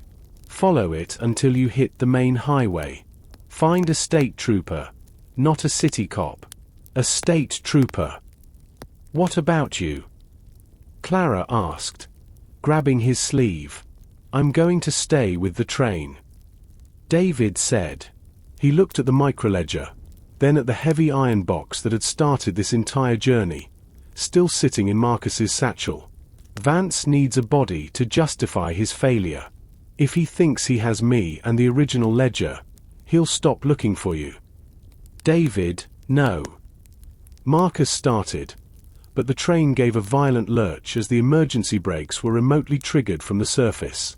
The maintenance vehicle screeched to a halt just 50 yards from the tunnel's mouth. Sunlight poured into the cab, blinding them. Outside, the North Junction was a sea of black vehicles and men in tactical gear. In the center of the tracks, standing alone with a look of cold, murderous calm, was Commissioner Vance. He wasn't holding a megaphone anymore. He was holding a high-caliber rifle. Go! David shoved Marcus and Clara toward the side door. As they vanished into the shadows of the coal chute, David stepped out onto the front platform of the train. He held the leather satchel high in one hand, the microledger visible between his fingers. He looked at Vance, the man he had called brother for 30 years. The truth is out, Vance. David's voice carried over the wind. The architects are out of work. Vance raised the rifle, his finger tightening on the trigger. The truth is a perspective, David, but a dead man. That's a fact. The wind at the North Junction was a biting, hollow howl, whipping David's tattered coat around his legs. He stood on the rusted metal prow of the maintenance train, a solitary figure framed by the dark moor of the tunnel behind him and the cold light of the morning ahead. 50 yards away, Commissioner Vance stood like a statue of iron and spite, the barrel of his rifle leveled at David's chest. You were always a stubborn fool, David. Vance called out, his voice carrying clearly over the idling engines of the black SUVs. You fought for a system that was already rotting. We were just the ones brave enough to build something new from the ruins. You didn't build anything, Vance. David replied, his voice steady despite the tremor in his hands. You just put a new name on an old cage. David took a step forward, the leather satchel clutched in his left hand. He could feel the eyes of a dozen tactical shooters on him, their red laser sights dancing across his heart like digital blood. He knew Marcus and Clara were moving through the coal chute, heading for the river. Every second he stood here was a second of life he was buying for the future. Drop the satchel and get on your knees," Vance commanded. "Maybe I'll let a jury decide your fate instead of a bullet." David looked at the satchel. Inside were the physical copies, the wet ink on paper that Vance so desperately feared. But David knew something Vance didn't. He knew that a secret, once spoken, could never be heard. "The jury has already seen the evidence, Vance," David said. He reached into his pocket and pulled out his old, battered silver lighter. "I sent the signal. The telegraphs are ringing in every station from here to the coast. You're not fighting me anymore. You're fighting everyone." With a sudden, fluid motion, David dropped the satchel onto the tracks and flicked the lighter. The leather, soaked in the residual oil of the maintenance train, caught fire instantly. "No!" Vance roared. He didn't wait for an order. He fired. The heavy round struck David in the shoulder, the impact spinning him backward. He hit the metal deck of the train with a dull thud. The world tilted, the grey sky turning into a swirl of white and black. He felt the heat of the burning satchel nearby, a funeral pyre for the secrets of Project Emerald Wing. Vance ran forward, his composure shattered, his eyes fixed on the burning leather. He reached the train, ignoring David, and tried to kick the bag away from the heat. But it was too late. The high-density paper, designed to be durable, was also highly flammable once ignited. The evidence was turning to ash before his eyes. "You've lost, Vance," David wheezed, blood pooling beneath his coat. Vance turned on him, his face a mask of pure, unadulterated rage. He raised the rifle to David's forehead. "I may have lost the files, but I still get the satisfaction of..." The sharp, rhythmic wail of sirens cut through the air. It wasn't the low, mournful tone of the city police. It was the high-pitched, aggressive scream of the state police and federal marshals. A convoy of blue and white vehicles tore across the gravel of the junction, cutting off the exits. A voice boomed over a long-range speaker. "Commissioner Vance, drop the weapon. This is a federal warrant for your arrest on charges of high treason and conspiracy." Vance froze. He looked at the horizon, then at David, who was smiling through the pain. The wings had been clipped. The architects were being evicted. David felt a pair of hands on his shoulders. He looked up to see a state trooper kneeling beside him, calling for a medic. Further back, he saw two figures emerging from the tree line near the river. Clara and Marcus, safe and standing in the light. As the medics lifted him onto a stretcher, David looked at the smoldering remains of the satchel. The paper was gone, but the truth was in the air, moving at the speed of sound. He closed his eyes, the clatter of the tracks finally fading into a long-awaited silence. The Emerald Express had reached its final destination.